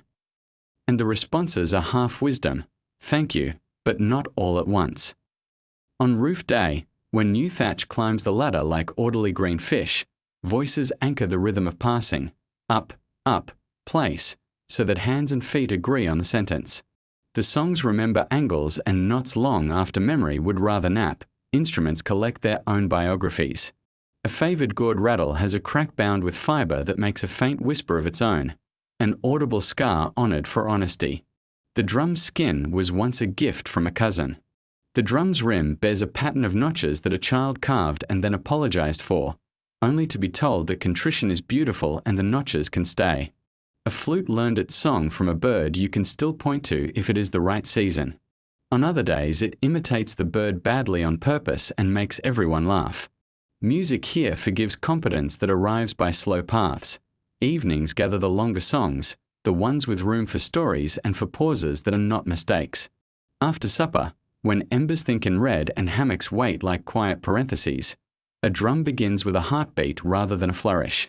The pulse is not for marching. It is for remembering. Someone traces a melody that children know as a lullaby and adults know as the map of an old river bend that gave fish when the moon was thin. Words add themselves when they feel like it. Verses about gardens that have returned to being forest and are therefore not lost, merely completed. Verses about a canoe that survived a tantrum of wind by deciding to be a leaf and was rewarded with calm. Dance exists. But it looks like conversation, feet learning what the ground intends, shoulders negotiating with the idea of air. Patterns form in the soft circle near the hearth, 2 steps forward into warmth, 1 step back into cool, arms carrying invisible baskets or paddles that have become lines of music. Children dart in and out of the circle the way fish explore a shallow, and the drummer edits for their speed without comment. An elder marks the floor with patient feet, showing that grace comes from exactness, not from speed. The roof receives the rhythm and sends it upward in a gentle version of thunder. There are songs with jobs that are not entertainment. A calling song near dusk asks a canoe to reveal itself as it rounds the bend. No hurry, only a friendly notice. A mending song keeps a group in the same stitch so a net's edge stays true from one end to the other. A mourning song does not argue with grief. It keeps the mouth busy enough to let tears go their own way. A celebration song doesn't make noise to prove joy. It lets the drum's low talk tell the hips what to do, and the hips, being intelligent, comply. Lullabies are practical magic. They catalogue small safeties until a child's body believes them. Roof above, hammock below, net around, the words might say. River breathing, dogs listening, fire thinking. The tune is one a reed flute could play with eyes closed. Adults listening from their own hammocks are permitted to fall asleep during these recitations. The song takes no offense. It is pleased to multiply its usefulness. On rainy nights, the lullaby borrows notes from the roof's steady handwriting. On bright nights, it borrows from frogs who know the difference between counting and singing and do both very well. Celebrations of plenty turn music outward. If the nets have been unusually persuasive or the fruit trees unusually generous, instruments find their louder voices, but louder here is still kindness. Drums call to distant roofs as if to say, "We are grateful. Come and help us be more so." Canoes arrive as verses arriving to complete a stanza. A string of peppers becomes a garland for the drum. A child is entrusted with the rattle for the first time and is taught to lead the beat by being followed. The party is not a performance. It is a method of distribution. Food moves to where it is needed by following songs to the right doorways. Words and songs are careful guests. They arrive from many places, old mouths, new jokes, markets upriver, and they behave according to house rules. They do not insult neighbors. They do not frighten children. They do not promise what the river cannot keep. If a verse is clumsy, it is sanded by repetition until it fits the hand. If a line is proud, it is teased into humility by a chuckle placed in the right measure. Music is how a community edits itself without argument. To sing together is to agree, if only for the length of the melody, on the shape of good behavior. Silence is part of the band. Between notes, the hearth speaks. Between pulses, the night chorus steps forward. Between verses, the roof answers back with its leaf-soft sibilance. People here do not fear quiet. They treat it as a bowl into which sound is placed and from which meaning is served. A child who learns to pause learns to hear the next cue. An adult who pauses learns to let the day announce what it wants next. The forest approves. Its own music, wind in palm ribs, water against a landing. An insect tracing the shape of a room prefers partners who listen. Be why the time lamps give their last small courage and hammocks have gathered their people. The songs have folded into sleep. The drum is turned mouth down so it dreams inward rather than in skin. The gourd rattle hangs from its peg and remembers the field where it grew. The flute rests in a basket like a length of stored breeze. Tomorrow they will be tools again, shaping pace, holding attention, making work less lonely. Tonight they are citizens of the roof's quiet, and their silence is a promise. There will be more music, because there will be more work, and both will be gentle.